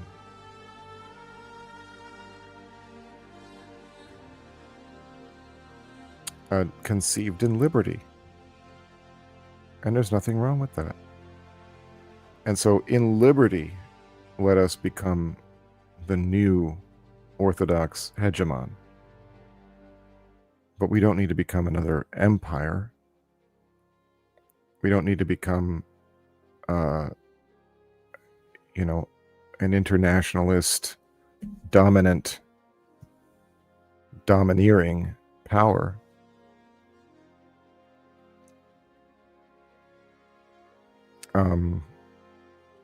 Which, despite what you think of us, actually, we're only domineering some of the time. No, I noticed that. Did you notice that? Kings don't generally have a great time in the Bible. Which is really says nothing one way or the other than they can't be trusted, of course. I agree, Gonzalo. And that's why C.S. Lewis said something similar. He was asked a question about why, what should we do? And this is in the 40s. What should we do about the churches emptying? Church attendance dropping, people being more openly atheistic and stuff. And he said it's a good thing. It's not a good thing that people are leaving the church, but he said it's the truth is these people weren't in the church to begin with. They were lying. So now they don't have to lie anymore, he's saying, 80 years ago. They don't have to lie anymore, and now we can actually have a real conversation. The only reason they were claiming to be in the church was because until about 100 years ago in Great Britain, you couldn't even get a good job without being a practicing member of the Church of England in good standing. Do we really want that for America? Do we really want to get to a point where you can't get a job unless someone's looking at your church attendance record and liking what they see? I don't. That's what I like in Christians, that not give political power to persons along with God. Yeah. Well, there's a passage, thou shalt not be respecter of persons in judgment. Thou shalt judge small and great equally. It is 12:30. I've gone 30 minutes over, and I started 30 minutes after I usually start. So now it's time for me to wind down. Time for me to bring it to a close. So with this lovely Star Citizen menu music playing in the background, which has been playing for quite a while, I'd like to thank the 20 of you that are here. It's wild. Thank you for joining me on this streaming journey. I don't know what I'm going to do Wednesday. I don't know what I'm going to do next Monday. I'm not going to do Rimworld again. It's just, unless I have a complete change of heart again, you know, I think I was too bold. But we got some good content out of it. I'm sure my friend, the editor, will be able to make something pretty cool out of the moments that we had. So before all of you run away, let's say a prayer together, shall we? It is truly meet to bless thee, the Theotokos, ever blessed and most blameless, and Mother of our God, more honorable than the cherubim and beyond compare, more glorious than the seraphim, who without corruption gave us birth to God the Word, the very Theotokos, thee do we magnify. God bless you all. I'm Father Chris Johnson, playing games with you and talking about stuff. We had a good time. I saw a bunch of faces, people that I know and like and love. And I hope to see you all again soon. I'll be streaming again Wednesday night at 9. Don't know what I'm going to play. Send me your suggestions in the comments. Like and subscribe. Do all that stuff for me, please. It actually does help. That's what I've heard. God bless you again. I'll talk to you all soon. Good night.